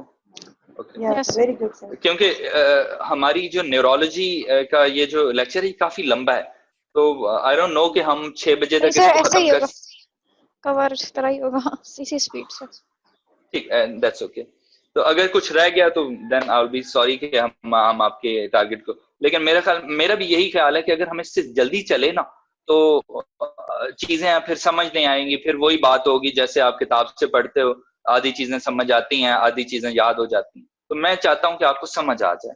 बच्चा एक्यूट अटैक के लिए जो ट्रीटमेंट है ना, वो उसको कहते हैं हम बेंजाइल पेनिसिलिन। अच्छा, अब आपका सिनेरियो पता क्या बनेगा? आपका सिनेरियो बनेगा कि विच of the following you will give for treatment benzyl penicillin. अब कहीं कहीं वो एक ना पंगा कर देते हैं, वो कहते हैं कि मरीज जो है ना वो इंट्रामस्कुलर इंजेक्शन लगवा नहीं सकता, तो क्या करेंगे? फिर आपको याद होना चाहिए कि अगर मरीज इंट्रामस्कुलर इंजेक्शन लगवा नहीं सकता तो आप उसको फिनॉक्सी मिथाइल पेनिसिलिन दे देंगे, या वो आपके सिनेरियो के अंदर एक और चीज ऐड कर देते हैं कि पेशेंट इज पेनिसिलिन एलर्जिक, तो फिर आप एरिथ्रोमाइसिन या सेफलोस्पोरिन दे दें। ठीक है। अच्छा, कभी कभी वो आपसे पूछ लेते हैं कि खैर ये कार्डियक फेलियर, ये बहुत एडवांस क्वेश्चन है कार्डियक फेलियर का, ये आपको नहीं आने वाला। आपसे अगर वो कुछ पूछेंगे तो वो आपसे ना ट्रीटमेंट में पूछें, विच of the following you will use for treatment. नीचे एक ऑप्शन एस्प्रिन का होगा, तो आपने एस्प्रिन, आर्थराइटिस के लिए एस्प्रिन यूज करते हैं। अच्छा बच्चों, आपसे एक सवाल हो सकता है कि रोमेटिक फीवर के लिए डायग्नोसिस के लिए हम कौन सा यूज करते हैं? रोमेटिक फीवर के डायग्नोसिस के लिए बेटा हम ये वाला क्राइटेरिया यूज करते हैं, इसे कहते हैं रिवाइज्ड जॉन्स क्राइटेरिया। तो ये जो 2 स्लाइडें मैंने आपको दिखाई है ना, ये रिवाइज्ड जॉन्स क्राइटेरिया की स्लाइड्स हैं। सर ये क्राइटेरिया सही है सर, एक कंट्रोवर्शियल क्वेश्चन है जिसमें था कि इनिशियल स्टेज पे हम डायग्नोसिस के लिए क्या यूज करते हैं, तो ऑप्शन में था एसओ टाइटर और कंफर्मेटरी में भी एसओ ही था, ये ऐसे सही? बेटा जो आपका है ना सवाल, उसका जवाब बेटा ये बनता है, एक्चुअली आप सवाल को सही तरीके से समझे नहीं होंगे, ये सवाल मैंने भी पढ़ा है आपका। वो कहते हैं कि जो स्ट्रेप्टोकोकल सोर थ्रोट इन्फेक्शन है उसका डेफिनेट डायग्नोसिस कैसे होगा? तो बच्चों एक सादा सा कुलिया याद करें। वो तो कल्चर का है ना। हाँ, बस उसका सादा सा कुलिया याद। नहीं बेटा, इनिशियली जो आपने डायग्नोसिस के लिए यूज करना है ना, वो आपने जॉन्स क्राइटेरिया यूज करना है। एएसओ टाइटर तो एक बहुत ही नॉन स्पेसिफिक किस्म की चीज है। एएसओ टाइटर तो मेरा गला खराब होगा, मेरा एएसओ टाइटर बढ़ जाएगा। एएसओ टाइटर तो किसी का भी बढ़ सकता है। सर वही एग्जैक्टली वही बात है सर। अब वहां पे ना मैंने कुछ क्वेश्चंस कलेक्ट किए हैं, फिर मैं वो ग्रुप पे शेयर कर दूंगी, फिर आप वहां पे देख के बताइएगा। आप ऐसा करिएगा, आप ना अपने क्वेश्चन सारे मुझे भेज दीजिएगा, मैं आपको उनके ऊपर अपना कमेंट दे दूंगा कि मेरे ख्याल में कौन सा इसका आंसर बनता है। जितने भी कंट्रोवर्शियल क्वेश्चन है आपके मेडिसिन से रिलेटेड, वो आप मेरे साथ शेयर कर सकते हैं। मैं इंशाल्लाह कोशिश करूंगा कि मैं सबके जवाब आपको दे दूं। तो बेटा मैं नहीं समझता कि ASO titre is something of a choice for diagnosis of rheumatic fever. Rheumatic fever का डायग्नोसिस बेटा आप जॉन्स क्राइटेरिया से करते हैं, मेजर क्राइटेरिया। उनमें से जो भी मेजर क्राइटेरिया में से जो भी चीज है ना, उसको आप सिलेक्ट कर सकते हैं। Specially chorea is the most specific, chorea is the most specific among these major criteria. उसकी वजह क्या है कि अगर किसी मरीज को अकेला कोरिया है, अगर किसी मरीज को अकेला कोरिया है, ठीक है, और कुछ भी नहीं है, और उसकी उम्र 5 से 15 साल है, इवन इस पेशेंट को भी हम रोमैटिक फीवर डायग्नोज कर देते हैं। तो ये सबसे स्पेसिफिक है, ठीक है। और सबसे सेंसिटिव क्या है, ये कार्डाइटिस और आर्थराइटिस हैं। कार्डाइटिस और आर्थराइटिस क्योंकि ये सबसे कॉमनली होते हैं, सबसे सेंसिटिव ये हैं और सबसे स्पेसिफिक कोरिया है। एएसओ टाइटर के मुतालिक मैं आपकी बात से मुत्तफिक नहीं हूं बेटा, क्योंकि एएसओ टाइटर तो किसी का भी रेज हो सकता है ना। मेरा गला खराब हो गया, मेरा आप एएसओ टाइटर करवाओगे, वो पॉजिटिव आएगा, तो इसका मतलब ये तो नहीं कि मुझे रोमैटिक तभी मुझे समझ में नहीं आ रहा।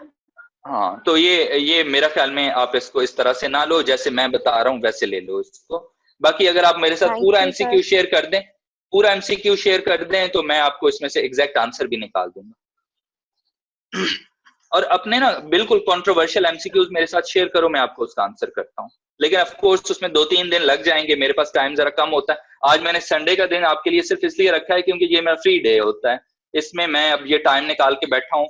इसके अलावा टाइम निकालना मेरे लिए थोड़ा सा मुश्किल हो जाएगा। ओके बेटा, एस्प्रिन याद रखो कि ये आर्थराइटिस के लिए ड्रग ऑफ चॉइस है for the treatment of arthritis and rheumatic fever. अच्छा बच्चों, एक सवाल है। अच्छा बेटा, एक सवाल है आप लोगों से कि which of the following conditions causes, बेटा ये आवाज आ रही है, सॉरी, मुझसे फिर समझ नहीं आता है। अगर आप अपना माइक ऑफ कर लें तो। which of the following conditions causes a non-erosive arthritis? सवाल समझ लें, which of the following conditions causes a non-erosive arthritis? Psoriatic arthritis, rheumatoid arthritis, rheumatic arthritis,